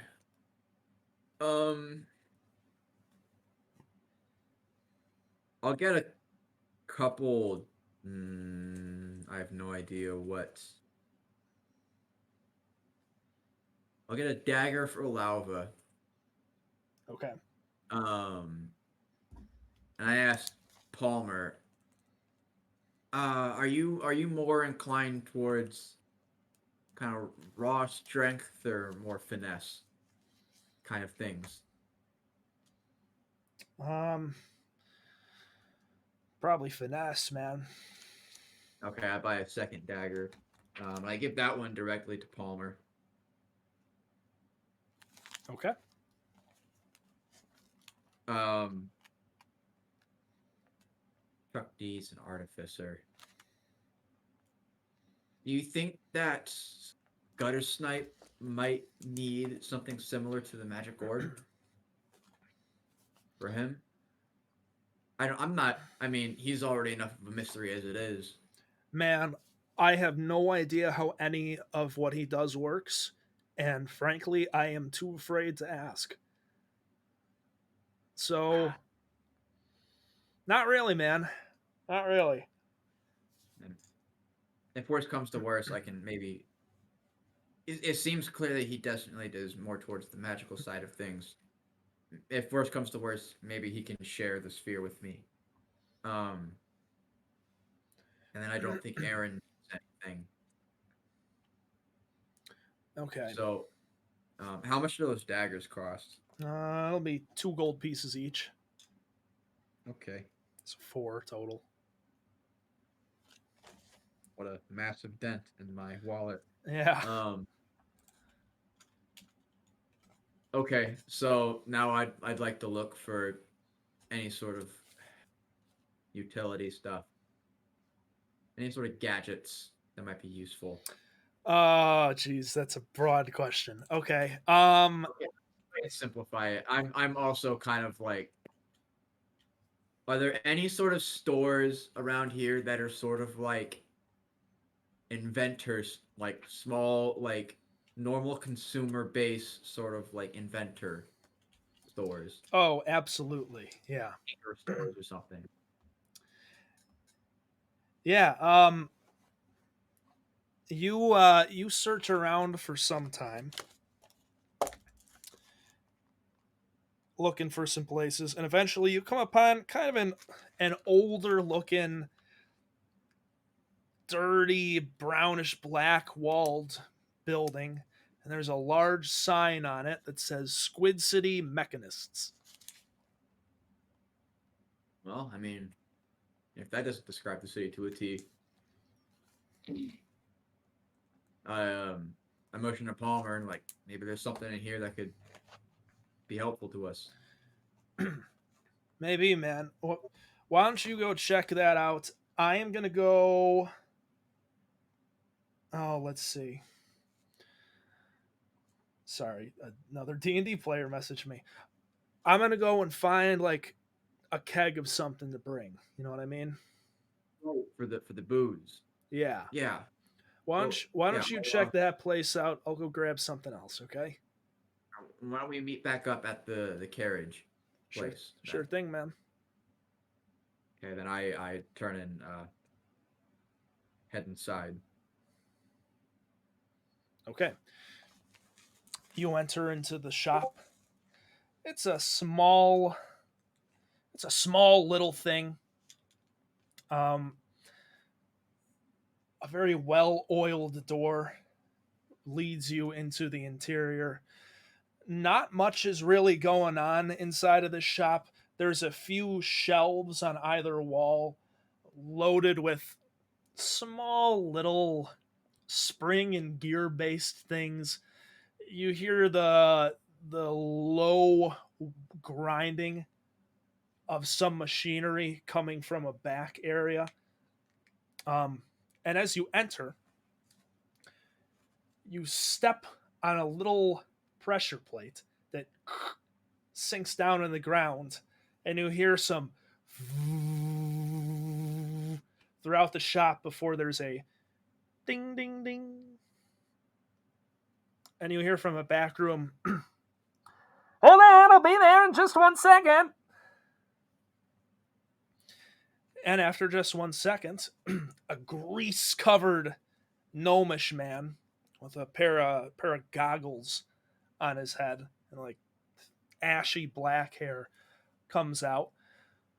Oh, welcome. Well, welcome to Squid City Mechanists. How can I help you, sir?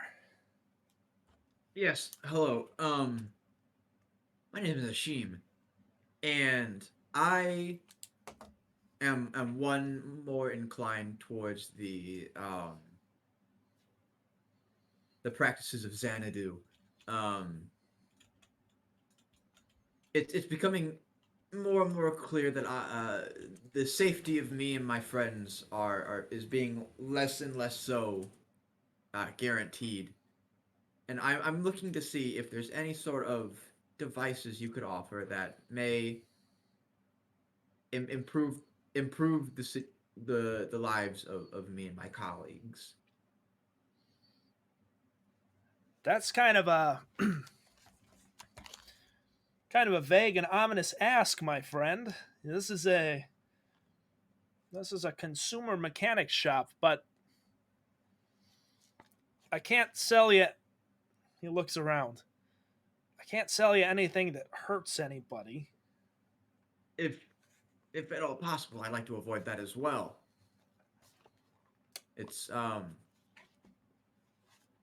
mean, I'll put it this way: me and my classmates, we we sometimes get ourselves into more trouble than we may be capable, and I'd like to see if there's something that you have that could help us in any way possible. All right. Roll a persuasion.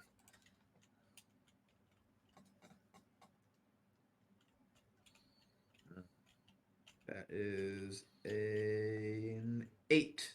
8. Okay. um. All right. Let me tinker around in the back for a minute and see if I can drum something up for you. Your time is greatly appreciated. He I slide a gold coin across the counter. he grabs it, puts it in a little pouch, puts his goggles back on, and disappears in the back room for a time. You hear some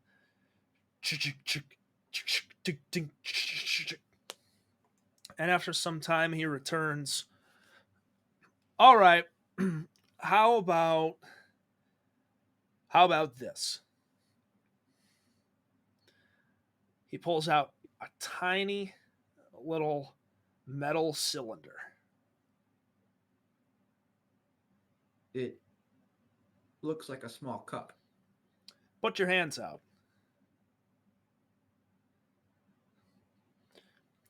He squeezes the cylinder, and you watch as it telescopically expands into a pair of handcuffs that quickly lock around your wrists. These come off, right? Yeah, they come off. He pulls out the key. If you're going to buy them. God damn it. Listen, between you and me, I got to be sure that you're not with the constabulary. You know what I'm saying? A guy like you comes in I've never seen before and says he's looking for stuff to help protect his friends. That's a little suspicious. So, who are you really?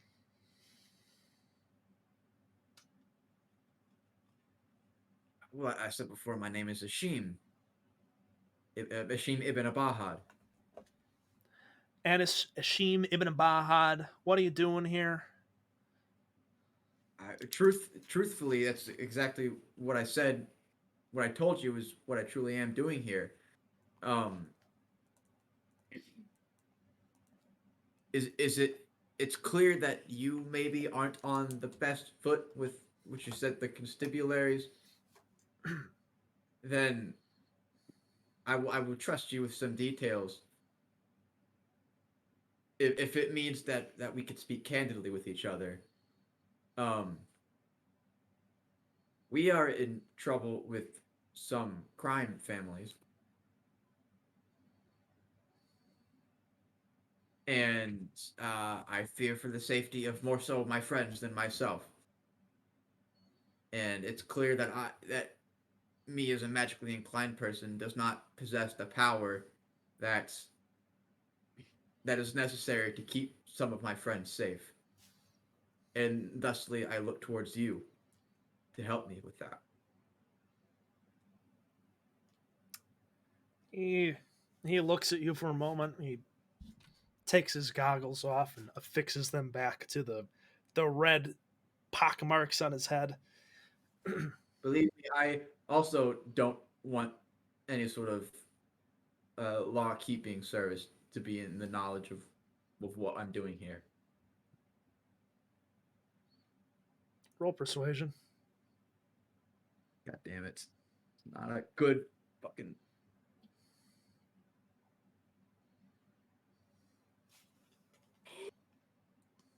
What is Nat it? one, technically a 0. Wow.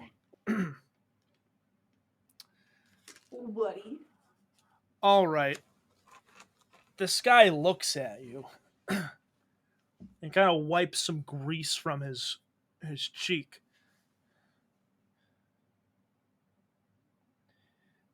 You are saying a lot of things that would make a lot of people really scared if they heard it. I mean, I'm scared.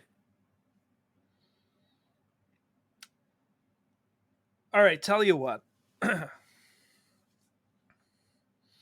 I well, let's speak candidly. I'm just a simple businessman trying to run a business and keeping my nose out of everybody's business. The families, the constables, everybody, okay? You come in and you're saying that you're doing things with all of them. That makes me nervous. Man, that makes me really nervous. So what I'm going to say is this. I'm going to sell you this key. You're going to take those. And that's going to be the end of it. I don't know where you got I don't know where you bought those. But you didn't buy it from Squid City Mechanists, okay? I look. Is there any sort of like identifying cravings on the cuffs? No, they're pretty nondescript. Okay. I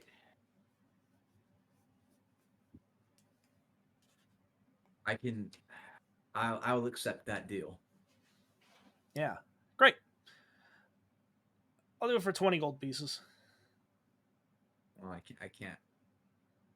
You know, with Where do you keep the money?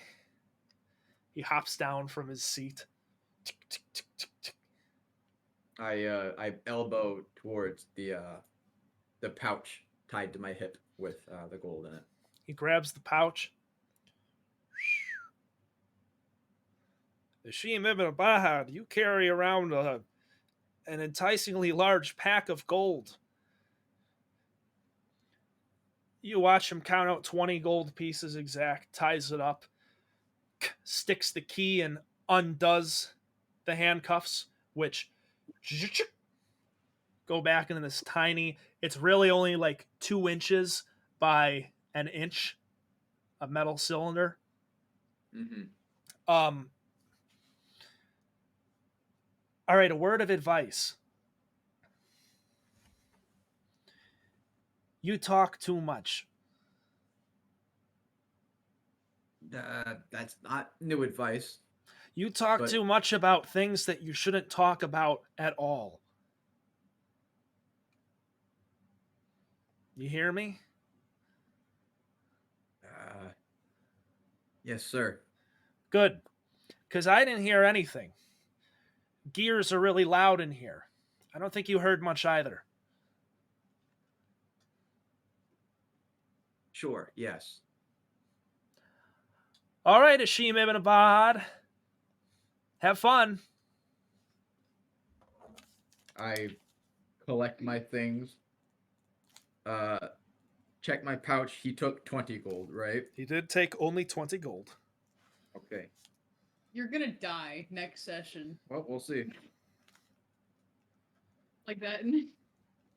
Aw, but I'm starting to like a she. Okay.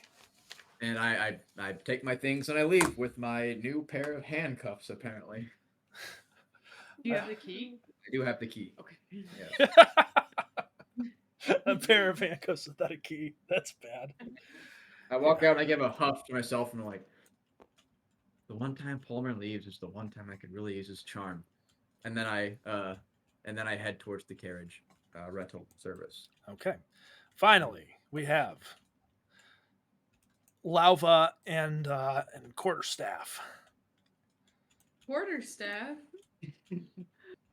Do.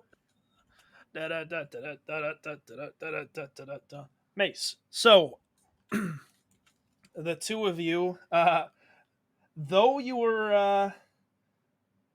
arrived there first, or though you left the dormitory first, you were the last to find your shops. You search around the clock tower square for some time, and you're looking for clothing and a pie. Yeah, Okay. and a knife, but And you were able to quickly find a knife for like 2 gold pieces. Okay. Well, how about we go clothes shopping first? We find the clothes store, and then we can get the pie fresh, and then head towards the carriage or the place to get the carriage, and then it'll all be wonderful.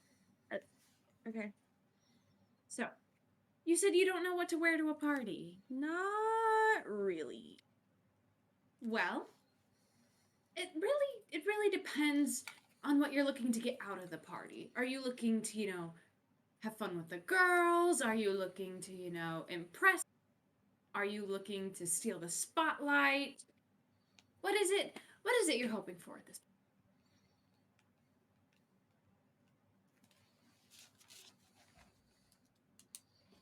point? Okay. To talk to someone. Talk to someone? All right. And this person is important to you, yes. Correct. Are you looking to impress them? Maybe make them jealous, so make them regret ever meeting you, something like that. Not the last two. Not the last two. Okay. Is it a boy? Maybe. Is it a girl? No. Maybe. I don't know. Okay. I think he's a boy. Okay.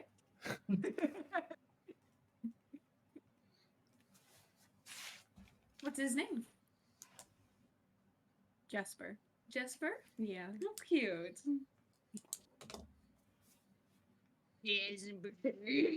I no longer wish to talk about this. Can we just find clothes?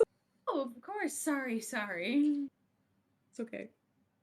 And then I'll do looking for clothes place. Okay. I could have said Palmer. What a twist of events. Let's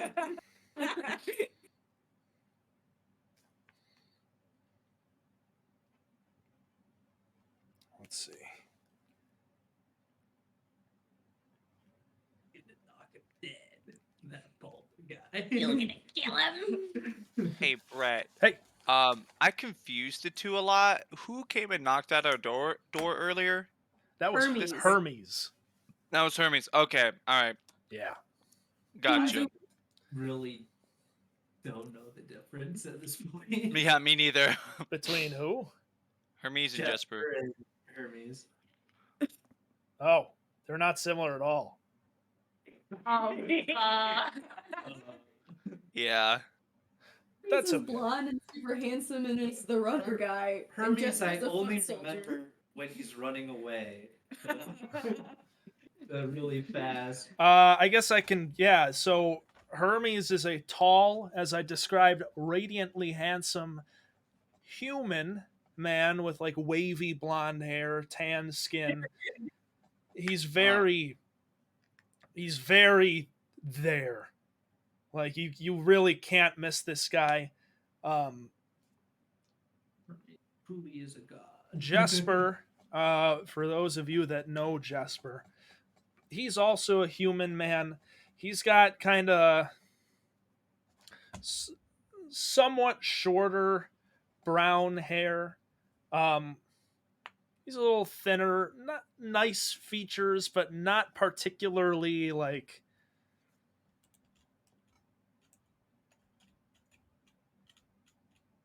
unique looking, I'll say. He looks nice, but he doesn't have any like striking discerning features. So, It's a nice boy. A nice racist boy. Uh, so the two of you eventually find a shop. Um, it doesn't really have a name on the sign, but you can clearly indicate that it's a tailor's. okay. I'm going to walk in and hope Lova follows me. Yes. No, I just stand outside. No, I'll follow you inside. Ring, ding, ding, ding, ding, and the bells ring. You enter into a quaint little tailor shop. There, there are no display windows on the outside. This is a very small little location that you found in a whole sea of buildings, and you look around. There's one wall that's kind of covered in just like different rolls of fabrics and other things. On another side, there's a little haberdasher area with some hats. You got boots, you got pants, you got all sorts of clothing items. There's not a super wide selection on display, but there's a little something for everyone, a little bit of everything. And as you enter in, you are met by a nice looking older halfling woman. Um, and as you enter, she calls out to you, "Ah, good afternoon. Welcome to Trimby's Tailors. How can I help you?"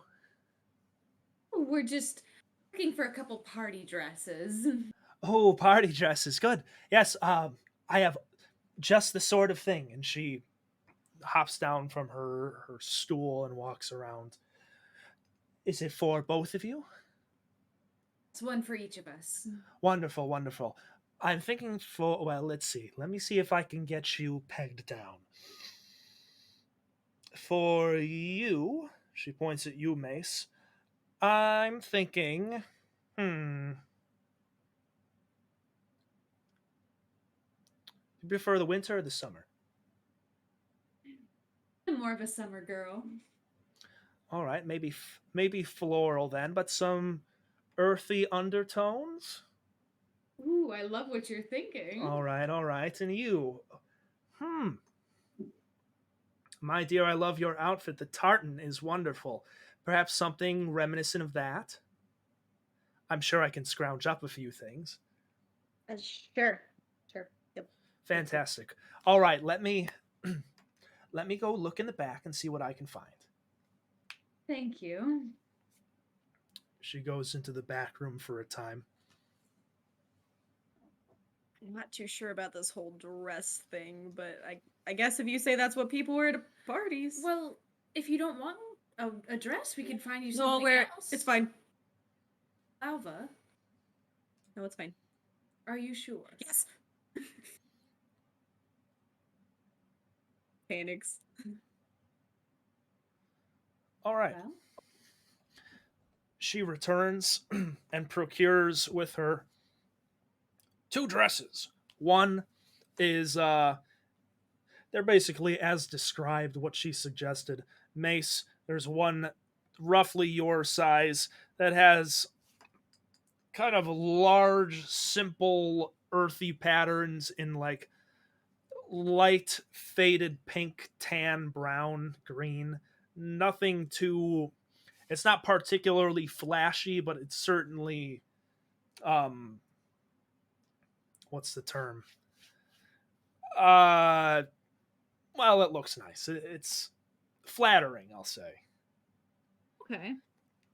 And Lauva, she comes out with kind of a simple. Let me look up. It's like a lightly. It's a full body thing. It's kind of lightly pleated Okay. at the bottom with just a general greenish green, black, and hints of red, like a tartan pattern. All right, what do you think? I don't have much in terms of well, human fashion, but I think this might work with some adjustments, of course. Of course, of course. I do like my dress. It's perfect. You really seem to have an eye for your customer. I've been in the business a very long time, dear. Lova? Yeah, it's actually better than I expected. Good. We'll take these two. All right, that'll be 8,000 gold pieces. No, I'm kidding. But let me find out how much they are. Mommy. Wow. Mommy, give me more. Dang it, I'm gonna have to sell the other kidney for this one. No. They are luckily things cost less in Squid City, but they're both 15 gold pieces. Okay. Okay. I will hand her 40 gold and I will look her in the eyes and I will say, of course, the tip for a lovely lady and her lovely service. And I will wink.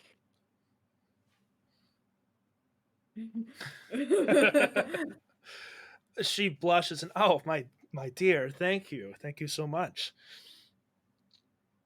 Well, let me come back sometime. Let me know how they fit. And oh wait, I'm getting ahead of myself. Why don't I make some adjustments? Of course. She does so after some time, and you have the fitted dresses. Thank you very much, madam. I hope to see you again. Absolutely. I love this little shop. We should come here again, Lauva. Yeah. Dunk, dunk, dunk, dunk, dunk, dunk, dunk. Damn, Mace is a gilf, and we never knew. Holy shit! Sorry, you name the store Trimbies? Trimbies. Trimbies. Trimbies, as in Trimbies nuts. I'm Like sorry. she trims bees for the fur and then makes the clothing out of them. Ah, That's not what happens. That'd be horrifying. And then you guys, what kind of pie are you looking for? apple. You got moss. you got moss pie. You got meat. You got some meat pies. You got mushroom pies. You got I was with mushroom. mushroom pie. Correct. You want a sweet mushroom pie? Yes. You got a sweet mushroom pie. It'll be I'll tell you how much it'll be. It'll be 2 gold pieces. Awesome. Be too many gold, please. You know, for the express delivery, since they usually take 3 days. 3.14 days. So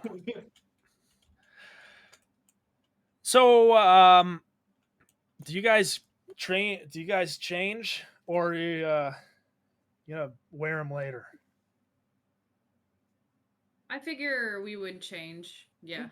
Okay, you put them on. All right. It's getting to evening at this point as you all eventually meet up near excuse me, sorry. So yeah, the sun is hanging lower and lower in the sky as you all eventually meet up outside of Newman's Carriage Rentals. Agval, Gutter Snipe, and Aaron, the three of you have been waiting there for some time, just kind of sitting on a nearby bench. Um, when Palmer and Ashim eventually catch your eye and start coming towards you guys. Okay, so Palmer, hold out your hands like this. This is this is. I do not want to do that, man. Trust me, just trust me. All right, fine. All right.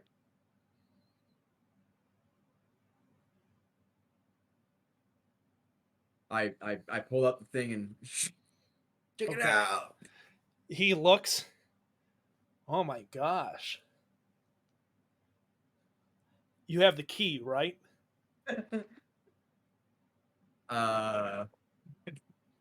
You- I'm just kidding. It's right here. It's right here. I collapse it back down into the tube and put it away. Thanks, man. So, Yeah. I mean, I don't. It's not like we're kidnapping anybody, but I mean, it's something, you know. Yeah. Hey, look, it's those guys, our buddies. I wave back to them. Hey, guys. They come on up to you. That being Aaron, Agval, and Gutter Snipe. You watch as Palmer and Ashim approach you from across the road. Hey, guys. You find what you need? Yeah, I got this. I got this cool drum. This cool Kingswell drum. Right on, man. Why? Uh, well, I figured. I figured since we're going to a party that I would try and try my skills at drumming and chanting, Have you? mainly to distract people for what we need to do. But like, yeah, That's I'm not good at like planting stuff, so I think I'm the wrong guy for this job. yeah, that's fair. I was looking around for a keg, couldn't find anything. Maybe we'll get something there. I don't know. Um, Fine wine. And I hold up my oh, keg.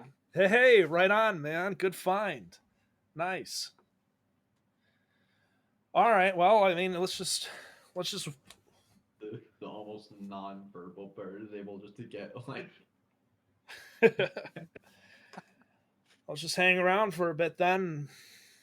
Wait What on. did What's up, man? Sorry. what did you guys get? Oh, Ashim picked up some stuff. I didn't really grab anything, man. I figured these clothes are fine enough. Nah, man, couldn't find a keg, but Chuck D's got it, so I think we're cool. I just got some small things for protection. I mean, there's this. I pulled out the orb, and like the staff will have to stay in the carriage. So, I mean, luckily this will do. It's not optimal, but it at least makes it so that I'm not dead in the water the entire Yeah. time. Um, Using an orb isn't all too bad. yeah, Snipe. I have to ask, and this might be a question you might not answer. How do you do anything? How do you? That is When- honestly a good question. Yeah. when you achieve your spells, 'cause I sense magic from you. What do you use for it? Magic. Uh-oh, am I calling him out on not finishing your character? So that's been kind of iffy because Wow, you're very verbose now. Don't but I'll just say don't worry it's about not it. character Don't worry about it. that oh from the. You're a caster. You have to have to focus. So again, that's kind of something that you made me think about, because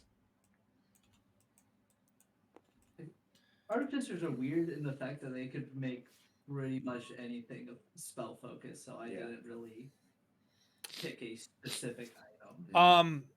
Gutter Snipe, we actually talked about this before. Your spell focus is shiny things. Oh, we did? Okay. Yes. That's why he takes them. So yeah. Oh. So I asked you, you probably just respond, shiny things. Yeah. If he knows those words, he does. So Yeah. oh sorry, go ahead if you had something. No, I was just saying. I know for a fact I've heard the word shiny, and I definitely heard things. Okay, that's fair. So yeah, I suppose I do respond. Shiny things. I mean, other than that, I've got a dagger for Lauva in case, she can't take her bow or anything. Yeah, that's fair. Well, let's just hang out until they get here. And I mean, there's that much trouble, Ishim. This is neutral ground, so Given what happened and what was also supposedly supposed to be neutral ground last time, I would rather be prepared for something that won't happen than lose another friend. I guess that makes sense. fair enough, Oh man. shit! I should have gotten something. Oh well. Oh well. Well, I think I'll be okay. you have bareless inside you, and I don't. Ishim, are you really wanting to rely on the safety of our group to a demon that's caged inside of me? I'm saying as two individuals who deal with, the arts of Xanadu, it's at least for me, I require something to focus my abilities through, and unfortunately, my staff is not something I can bring in with me. So, and for you, it's clearly not the case. Privilege. Is it? I mean, yeah, this is kind of I'm out of character. This is kind of a discrepancy with Aaron. Like he does have an orb, and I think that's his spell focus, but it hasn't really been like there hasn't really been dialogue of Aaron uses his orb to So cast a spell and stuff like that. mechanically, you're using the orb. Barreless kind of comes out of the orb. Oh, okay. Yeah. Okay, gotcha. Yeah, I mean it's just kind of flavor text that it'd be kind of tedious to say every time. Yeah. Right. Well, I flavor my spells when I do stuff and use my staff. Yeah, Okay, I like got liquid Mio. What? Yeah. What is that? A water flavor. So Ashim and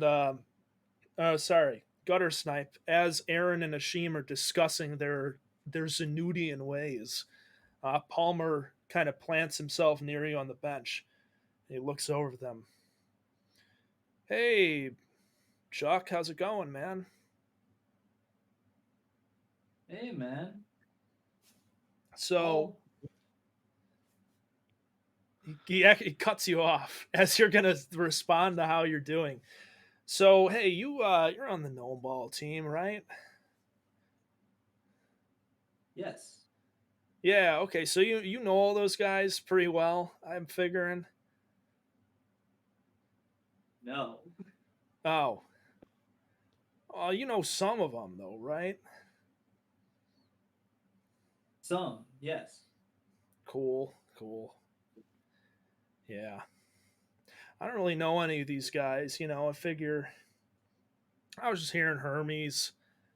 That guy, he seems cool. I was hearing him talk about some of the other guys. Who's Jesper?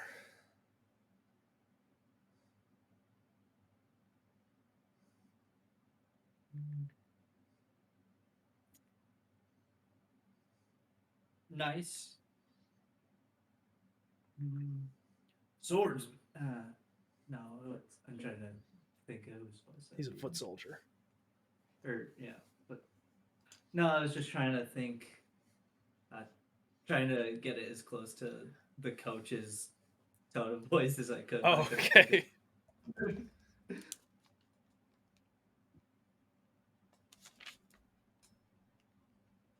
Oh. So yeah, nice foot soldier. Okay, cool, cool. And so what? He's like friends with Lava? Close. Okay. That's cool. Oh. Yeah, I'm just wondering. No reason, man. My actions have consequences. I give him a light punch on the shoulder, as I've seen Jesper do to Lava. What was that? Huh? Jesper things. Wait. That's a gnome ball thing, right?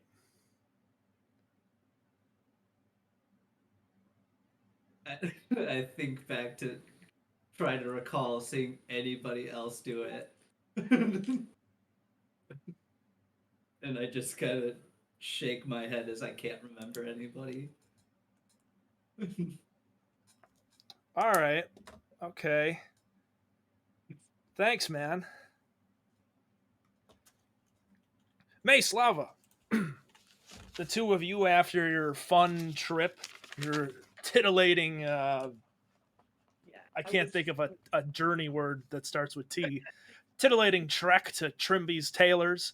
You yes, you find yourself coming upon the rest of the group outside of Newman's Carriage Rentals. Well, looks like everyone else is here. Yeah. Before we go over there, sorry, you kind of just threw me off with the questions earlier, and I feel really off right now ever since you moved in because I was alone and then other shit happened, and I'm just gonna say I'm sorry for being awkward. By Eggvol. Oh, well, thank you, Lava. I know it's probably really strange for me to come into your life so soon, and then And it's like nothing against you, it's just. Yeah. I understand. I've lived long enough to know that not everything's personal.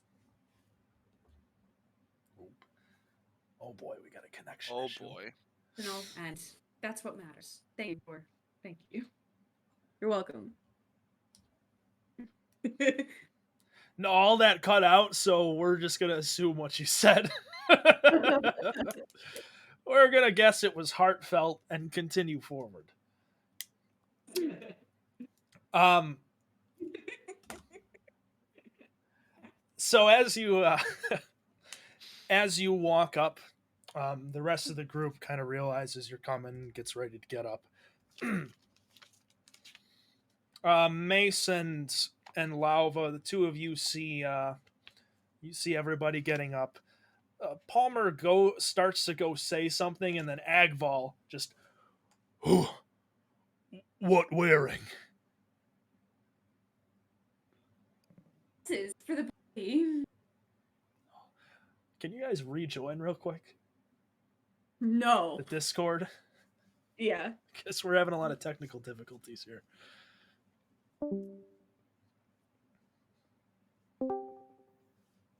Are we good? Yeah, if you turn your video back on. No. No. No. Why I turn your camera on? My camera is on. All Thank right. Anyways, Agval says to you, what are you wearing? you. It's screwed up on the stream. Hey. I got us new dresses. What is a dress? Well, it's what I'm wearing. It's also what Lava's wearing. Okay. Bye. And he gets up and starts just walking away down the road. Bye? Where are you going? Work. He turns around. Don Burrows needs me. Okay. I mean, it's probably better you're not at the party. Have fun. You too. All right. And Agfall just he doesn't you don't necessarily know that he knows where he's going, but he just walks down a street and off he goes. You hear a he's fine probably. The main city area the other way. This is how we killed off Agval. Holy shit! Yeah, he's dead. So anticlimactic. It's like No Country for Old Men.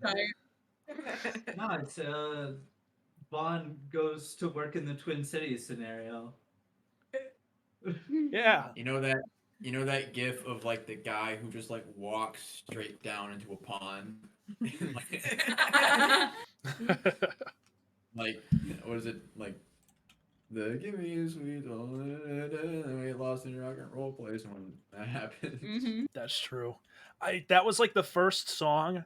When you're a kid and you're like 4 years old and suddenly you're conscious and you're like, oh, and you start to perceive. That was the first song I ever heard when I like became fully sentient, like fully conscious. Was the fucking "Give me the beat, boys, and free my soul"? It's a good song. The Uncle Cracker version, I think. Mm-hmm. How do you I'm remember sorry. that? Because it's like one of the first things I remember. It's in my dad's car. Huh? I don't know what mine he was- was doing. Mine was Cowboy Baby by Kid Rock. I love Kid Rock. I don't. All right. So, My dad's. you guys are all, as you watch Agval disappear down the dusty trail, Palmer kind of, hey, okay, let's carriage. He gestures over to a small, you see a single story bricked flat topped building with a clear sign, Newman's Carriage Rentals, along the entire length of the front of the building. There's a very large fenced in area on one side of it where you can see some gear carriages parked.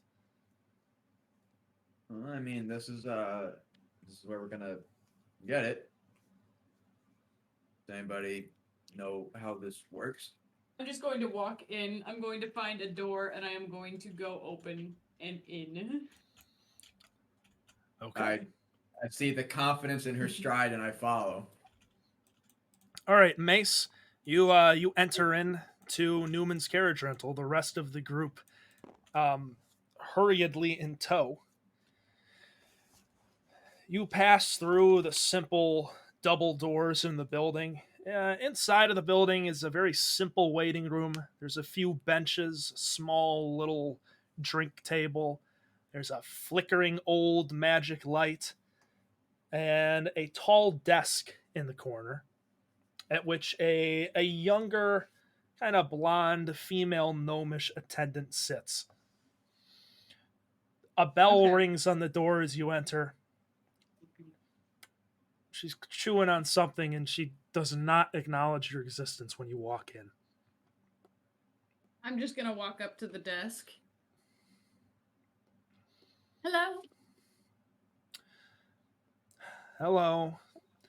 Welcome to Newman's Carriage Rentals. See the sights of Squid City while you ride in style.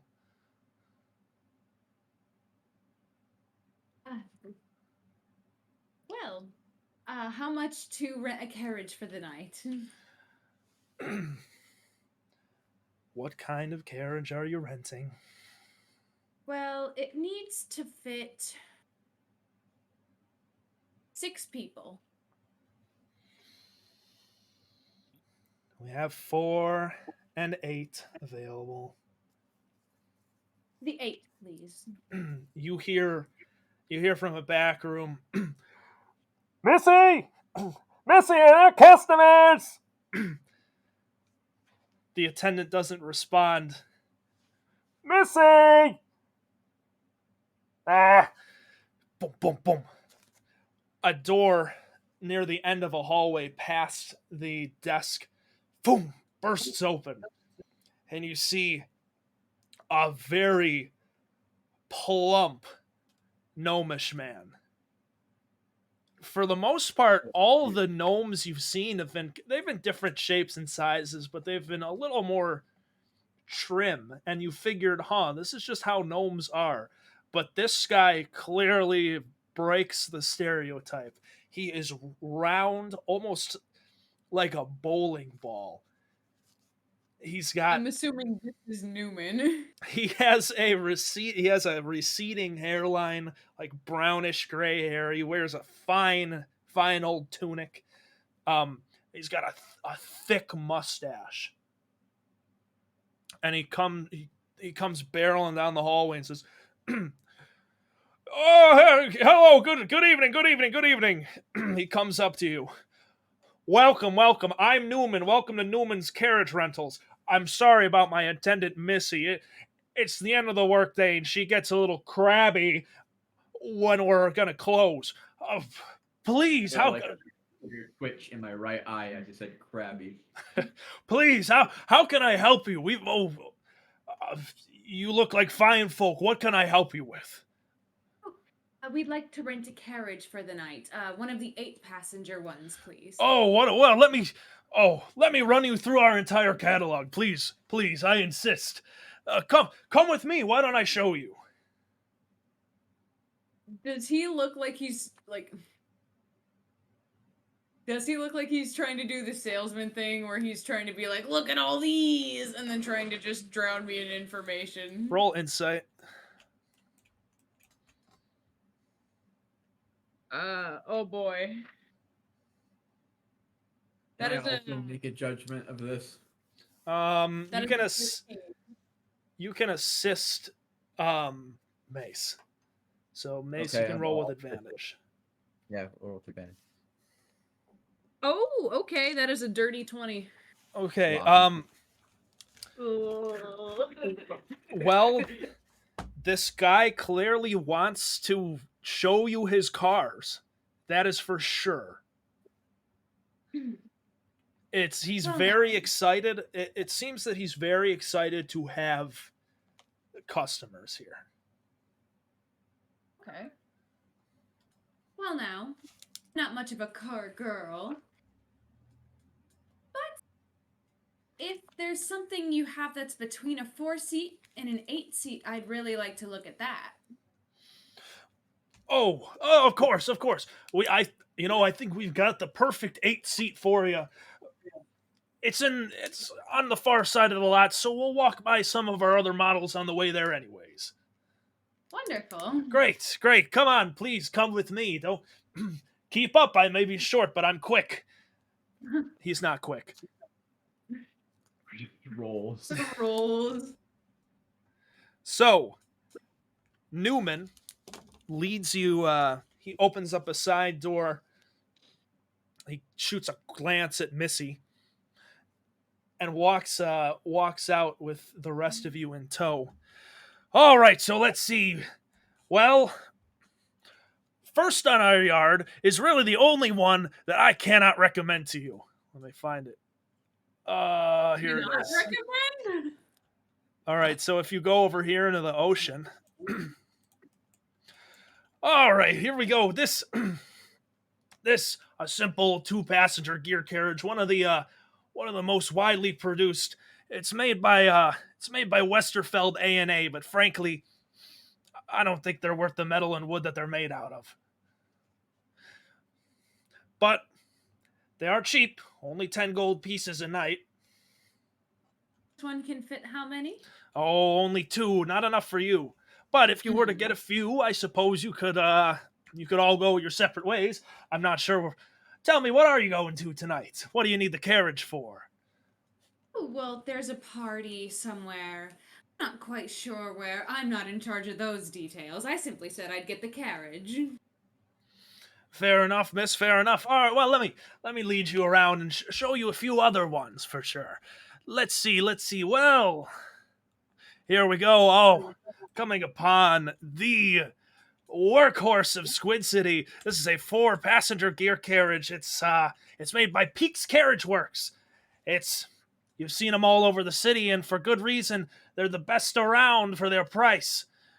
4 passengers, plenty of trunk space. He walks on over to the back. Look, it's even got a working wagon back door, and he kind of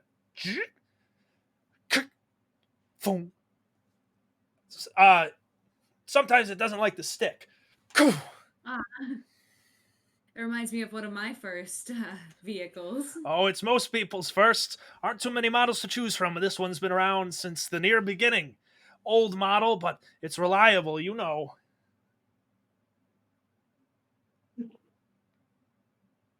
Would you like to share with the class? No. Okay, fair Is enough. she talking about sex? I don't know. I don't know, man. Hey. Sorry, mommy. Sorry, sorry. Mace, sorry, Mace. I mean, Mace. Sorry. All right. Sorry. Maybe All right. don't be a no- But here's really, I think what you've come here for. Our 8-passenger gear wagons, also made by Peak CW.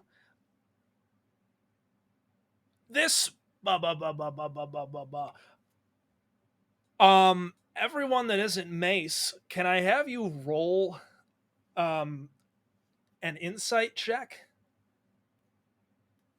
I think I know what it's about.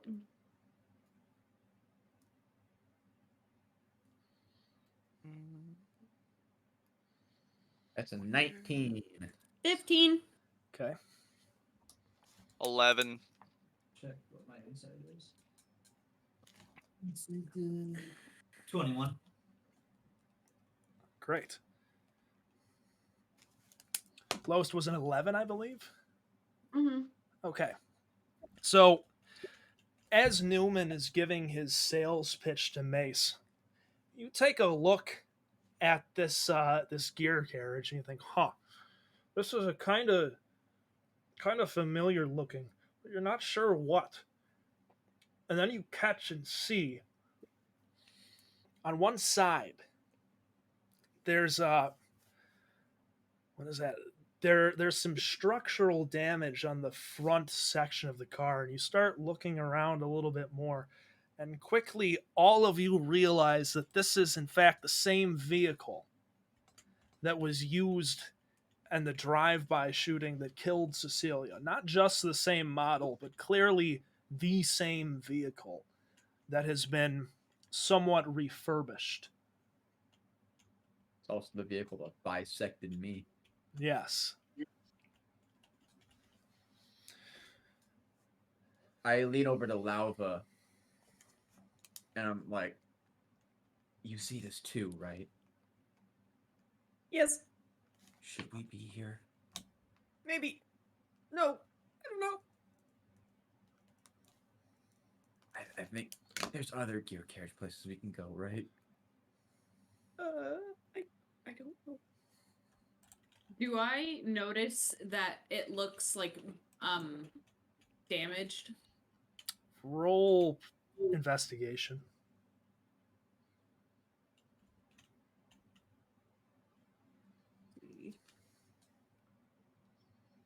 That is a 23.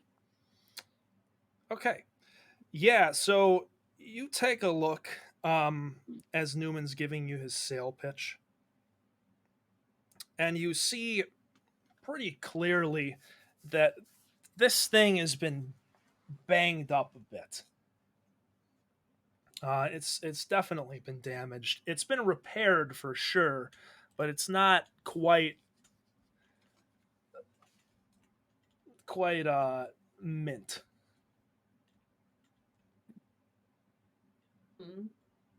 Well, that's kind of unfortunate. I really don't want to go to a party in something like that now. Do I have the sense that this guy might like know of us at all? So roll insight. That's a good stat. Can I also roll insight as well? What are you rolling insight for? What are you trying to do?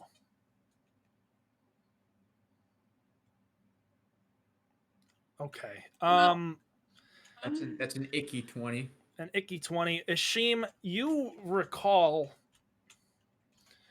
that this guy came recommended by Nightingale.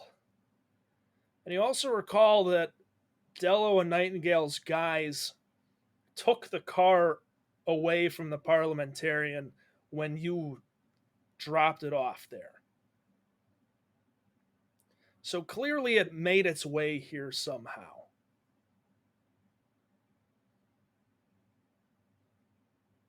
Before Mace says anything else, I just pipe up. We'll take it. Oh, all right. Are you sure? Because I've got a wonderful, sleek, luxury two-passenger from Kingston Wall that I'd love to show If you. it's an 18er, we'll take it. All right. Do you want to at least look at the picture I drew of the Kingston Wall car? Yeah. Yeah. Yeah. Well, too bad you don't get to see it. Aw. But it's. I can't tell you about it. Uh-oh. He looks up. Great. All right. Well, just for the one night then, my friend. Yes. All right. Well, that's going to cost you. Oh, let's see. Well, he looks at. I do see that there's clearly a bit of damage to it. Sometimes the cars come in and they need some work done on them before they can go out again. So for you, I could do, how about 35 gold pieces? And I'll hand him the gold. All right. Pleasure. 35. Missy! I was gonna have one. He yells over to his assistants, and you hear a muffled, "What? Get him the keys to one of the peak seat W8 seaters. Get it yourself, Newman, you fat fuck." My word, I can't believe I keep her around. I'm so sorry. This is so unprofessional. I'll be right back. You see as he kind of starts waddling over back to the shop. As he leaves, I can sense a general unease in the party, right? Yes, I'd say so. Is everyone okay? Things kind of felt like they got weird there for a moment. Who we talked about earlier. This kind of reminds me of that. Ah.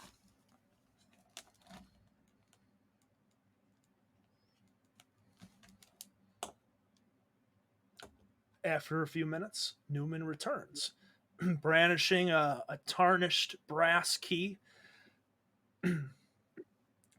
All right. Sorry for the wait. I had to speak with Missy.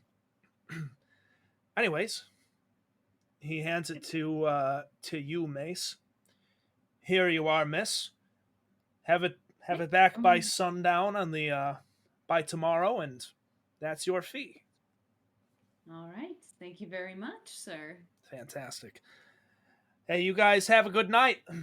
Please. And if anything goes wrong with the car while you're out, bring it back. We'll talk about it, and we'll make sure that you're reimbursed properly. But of course, nothing happens to Newman's carriages. Now go ride in style. He slicks back what little hair he has left. All right, everyone hop in, and I'm going to unlock it, I guess. Do you know how to operate one of these things? Do I know how to operate one of these? My goodness, boy. Not everyone is born with a silver spoon in their mouth. Some of us have to learn to do things on our own. I'm But- going to very Damn. confidently sit in the driver's seat. All right. So I'm sorry. You know, none of us are fucking gnomes. y'all ain't. None of us have seen gear carriages before coming The only here. association I have with gear carriages is not me being inside one, is one being inside me.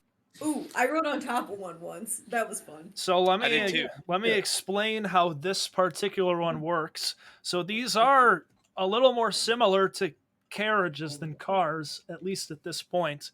Um, for this one, Mace, there's a raised platform in the back.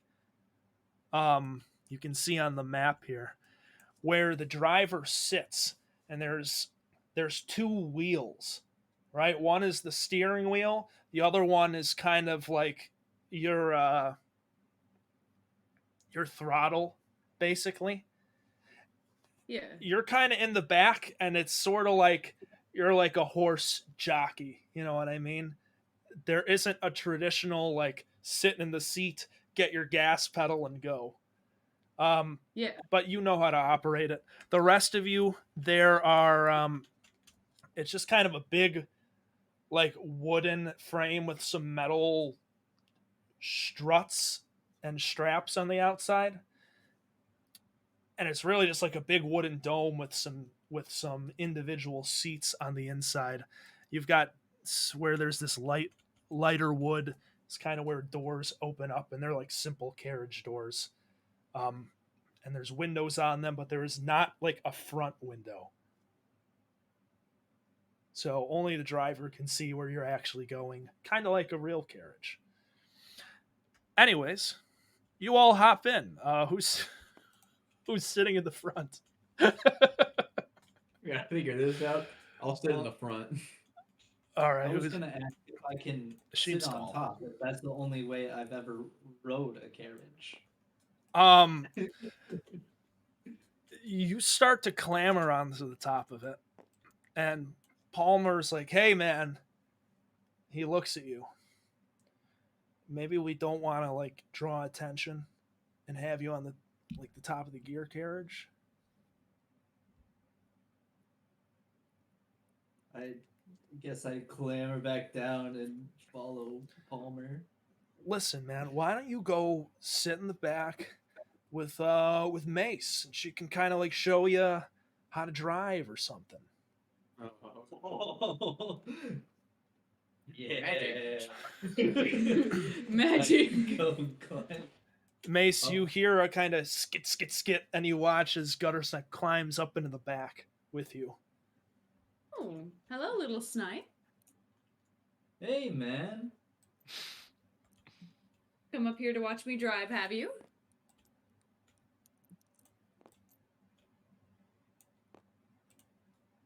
Learn? You want to learn how to drive? Fuck yeah. Yes. All right. I scoot over and I make sure there's enough room on the seat for him to sit next to me. Oh, you stand. Oh, okay. Yeah, it's like a raised platform. It's made for gnomes, so like you can see because Ah. gnomes drive mostly. Yeah. But yeah, he can kind of stand on the platform with you.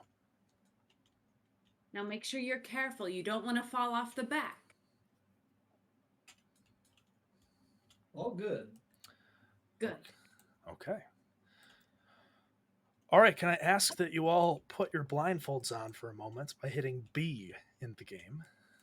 Oh, What? B. Oh, really? Yeah. Oh, nifty. More of a curtain than a blindfold, but yeah.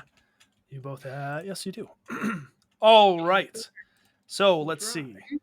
Give me 1 minute. Little does Brett know, I have the stream up and I'm currently watching. Don't look at the stream while I black things out on maps. Rude. Why do you want to watch yourself being yourself?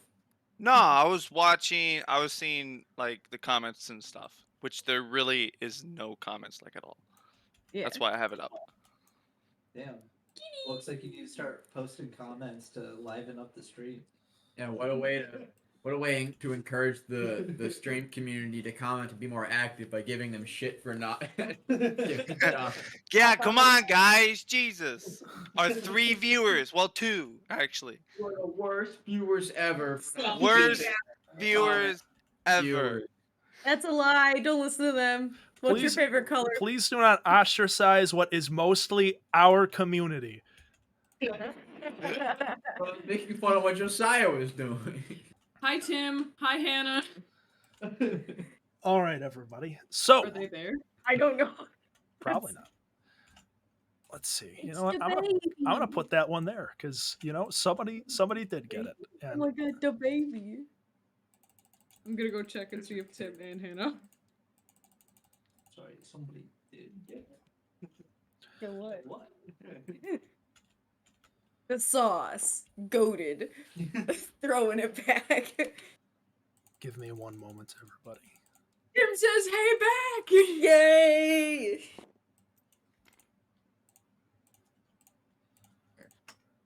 No, I have to. Oh, my actions have consequences. I don't want to have to talk to 2 guys. Your actions. I'm gonna get the police called on us. Not I get them called on us first. All right. I pulled it away from the party first. So When mission complete. Can we remove the blindfold? not yet. Okay. So you all hop into the 8-seater gear carriage, and you begin your drive over. So following the directions given to you by Hermes, you travel through winding roads within valleys of old houses and brick-laden businesses, searching for the vague landmarks that he provided you.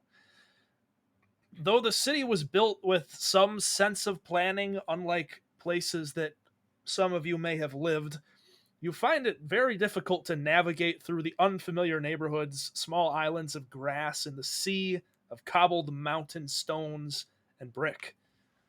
But after some time, you do come upon a street sign, the intersection of tributary and stream, a road adjacent to your destination. You turn left and continue down towards what must be Creeks Road, passing by several flat-topped buildings along dusty pathways. You can unblindfold now if you wish. Well, Dang, if the driver's blindfolded, then that means All we're right. here to snipe some brilliant directions. Yeah, actually. Complete blind faith on sniping. So, you guys are up here in the northeast section of the map, and kind of just crank, crank, crank, crank, crank, crank, crank, crank, crank, crank, crank, crank, driving down the road. The gears of the carriage loudly cranking and grinding. You guys drive by, and as you drive by these buildings, you kind of catch glimpses of what they might be. I'll just kind of mark them as you go by. So, number 1 looks like you look out, it really looks mostly abandoned. There's like wooden boards over the doorways and the windows. You don't really see much of what this actually could have been.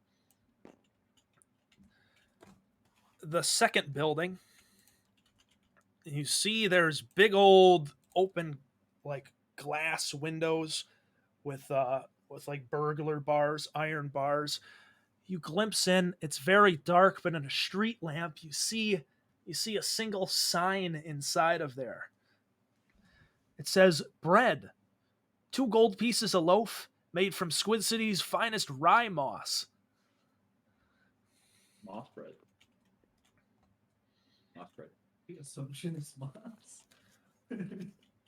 On the other side, you let's see. So really, Aaron and Ashim, you guys can see the ones on the right. Palmer and Lava, you guys can see the ones on the left. You can share this info amongst each other. The final building on the right, it looks like just a big old nondescript brick building. There's no windows or anything on there. It's just kind of a simple flat topped. It's a little taller than the other ones, but nothing nothing too exciting. Lauva and Palmer on the left, and Snipe and Mace, you guys can see all of these. The first building, which I have not actually been writing numbers on them, I've just been making marks. They're all building 1. Building 4, you look and you see it's clearly some sort of dwelling similar to Snipe. You might like stuff you've seen in Gambit Street outside of it. This 5th building, Mace, is familiar to you. It's a well, Snipe, you look in there and you see, barred windows again. You're not sure what's in there. There's a bunch of like big old metal tubs, and there's like clothing on lines and stuff. Maybe it's a clothing shop. Mace, you recognize this clearly as a dry cleaners. Wait, is it Trimby's or? No. Oh. No, it's just you recognize the type of store. Dry cleaners are not common anywhere else in the world. Oh. And then finally, you see a small little corner building. You see this is the only building that really has any light coming from it. There's 2 small windows and a lot of the burglar bars on those windows. And there's a kind of a faintly glowing magical sign with just XXX.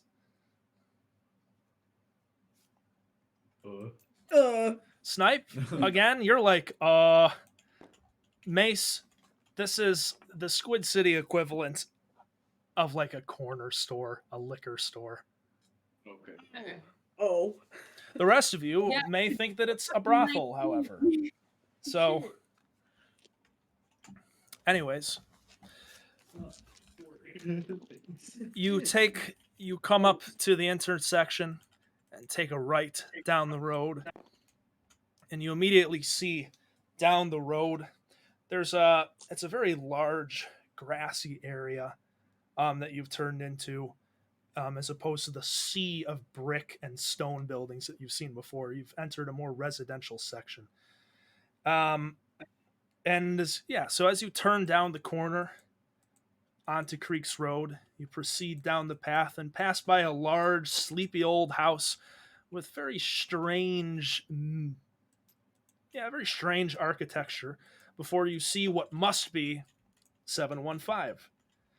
From afar, you can see that a small crowd of people has gathered in several groups outside of the house, and you watch as a gear carriage kind of zooms past you guys on the road. It's a sleek, small little carriage. Only 2 people are in it, and they just zip on by you, and they don't park on that side of the road. You watch this. There's a terrible car accident, and several young adults are killed. But they stop and they park on one side of the road. As Mace, you kind of instinctively stop as to not get in their way as they zoom by you. You watch as these 2 people pour out, both carrying big kegs of ale. And they start. What do they look like? They're just 2 humans. Okay. Let me make them. These are just people. But before they get to the house, they pull out 2 Tommy guns and just start Yeah. riddling. Yeah, they see you along the road, and one of them looks at the other like, oh. They go into the back seat, they pick up a fucking M2 Law rocket launcher and blow up your gear carriage, and you die, and that's the campaign. They hop out and start walking across the road over to the party. Mace, you gotta find somewhere to park. I'll go ahead I and love D&D. let everyone else out at the front door. Okay, will do. You pull up outside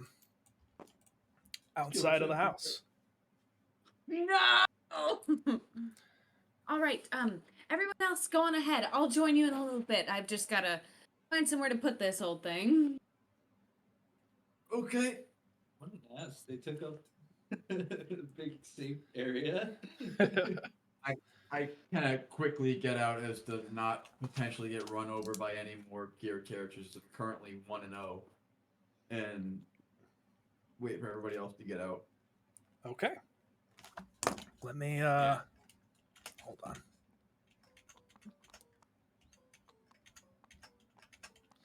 Shit. Little sound effect. So, Oh. as you guys what's it called? Mace. Exit. Yeah, Mace pulls the carriage up and stops it. Beckons for all of you to get out. You all get out. Yeah. Okay. You all clamber out of the carriage. Gotta figure out how this thing parks. Are you gonna say and figure out how it parks? Hell yeah. Okay. I Well, may need that later. the two of you start looking for a parking spot, while the rest of you see that now that you're closer to the building, it is similarly large and old, like its partner down the walkway, with flaky gray painted outside walls and a tall blue gabled roof. You see that several partygoers have collected outside, chatting loudly amongst themselves, while the muffled sounds of conversation and merriment sneak out through any cracks in the house that they can find. Warm light pours through loosely drawn curtains as the door opens for the pair that has just arrived. The door opens and their arrival is heralded with a loud "Ah!" as they hoist up their kegs of alcohol, and they're whisked into the house, and the door is boom closed shut behind them.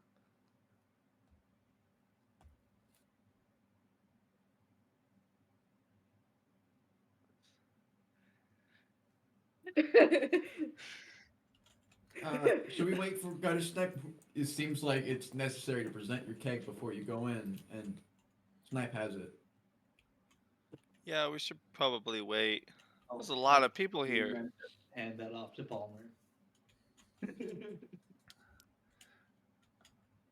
Sorry, what was that, Gutter Snipe? No, I was just saying that when I presented the keg, I totally meant to hand it to Palmer. Oh, that's okay. Well, Mace, where are you guys parking? Right there, exactly there. Right there. Are you back? Can I roll? Can I have you roll a? Can I have you roll Shit. performance? Why performance? Why can't this be dexterity if it's parallel parking?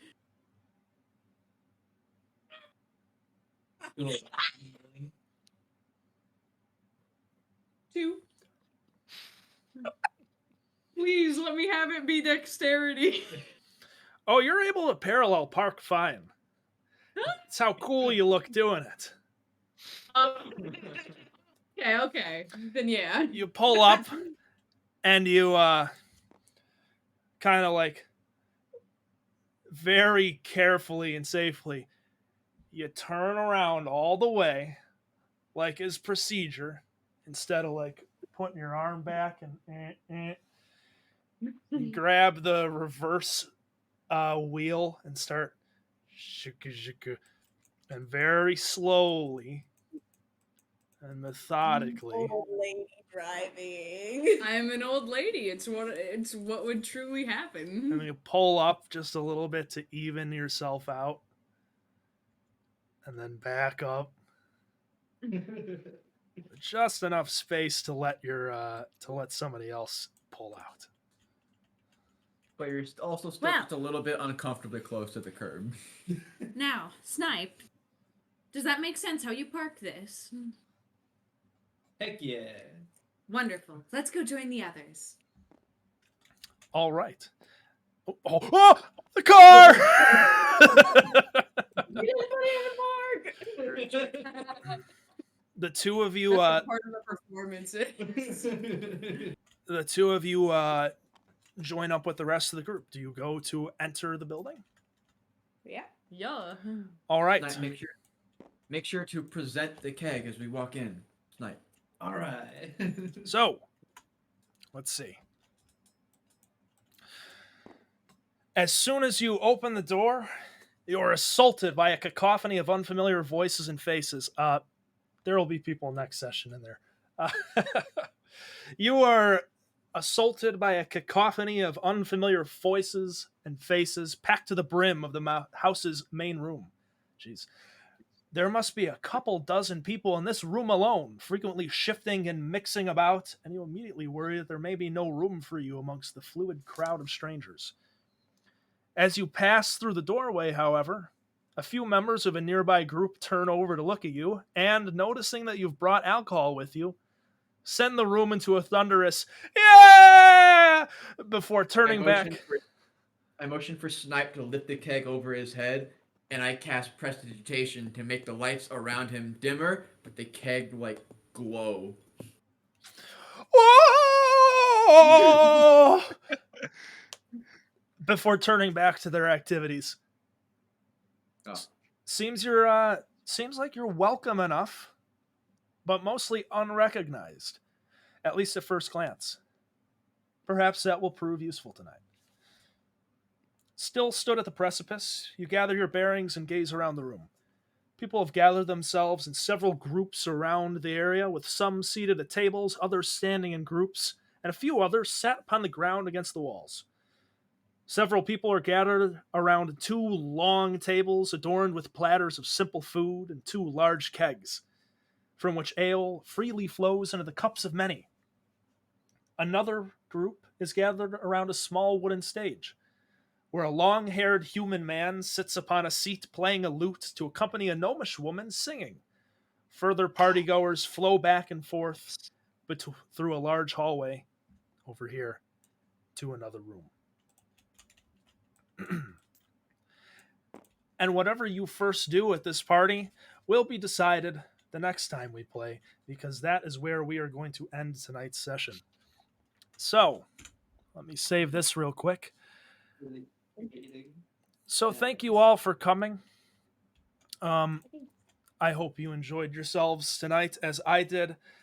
Be on the lookout in our Discord for when we will play next. For those of you who are watching us for the first time, thank you for joining us. For those of you who have returned to watch us or who are part of the community, thank you for watching, and stay tuned for in the next 15 minutes we will be running the Collective's 63rd session. So that is it for tonight with Delinquents session 24. Thank you for watching and have a good night. Goodbye, everybody. My sponsors, Raid Shadow Legends. It's not.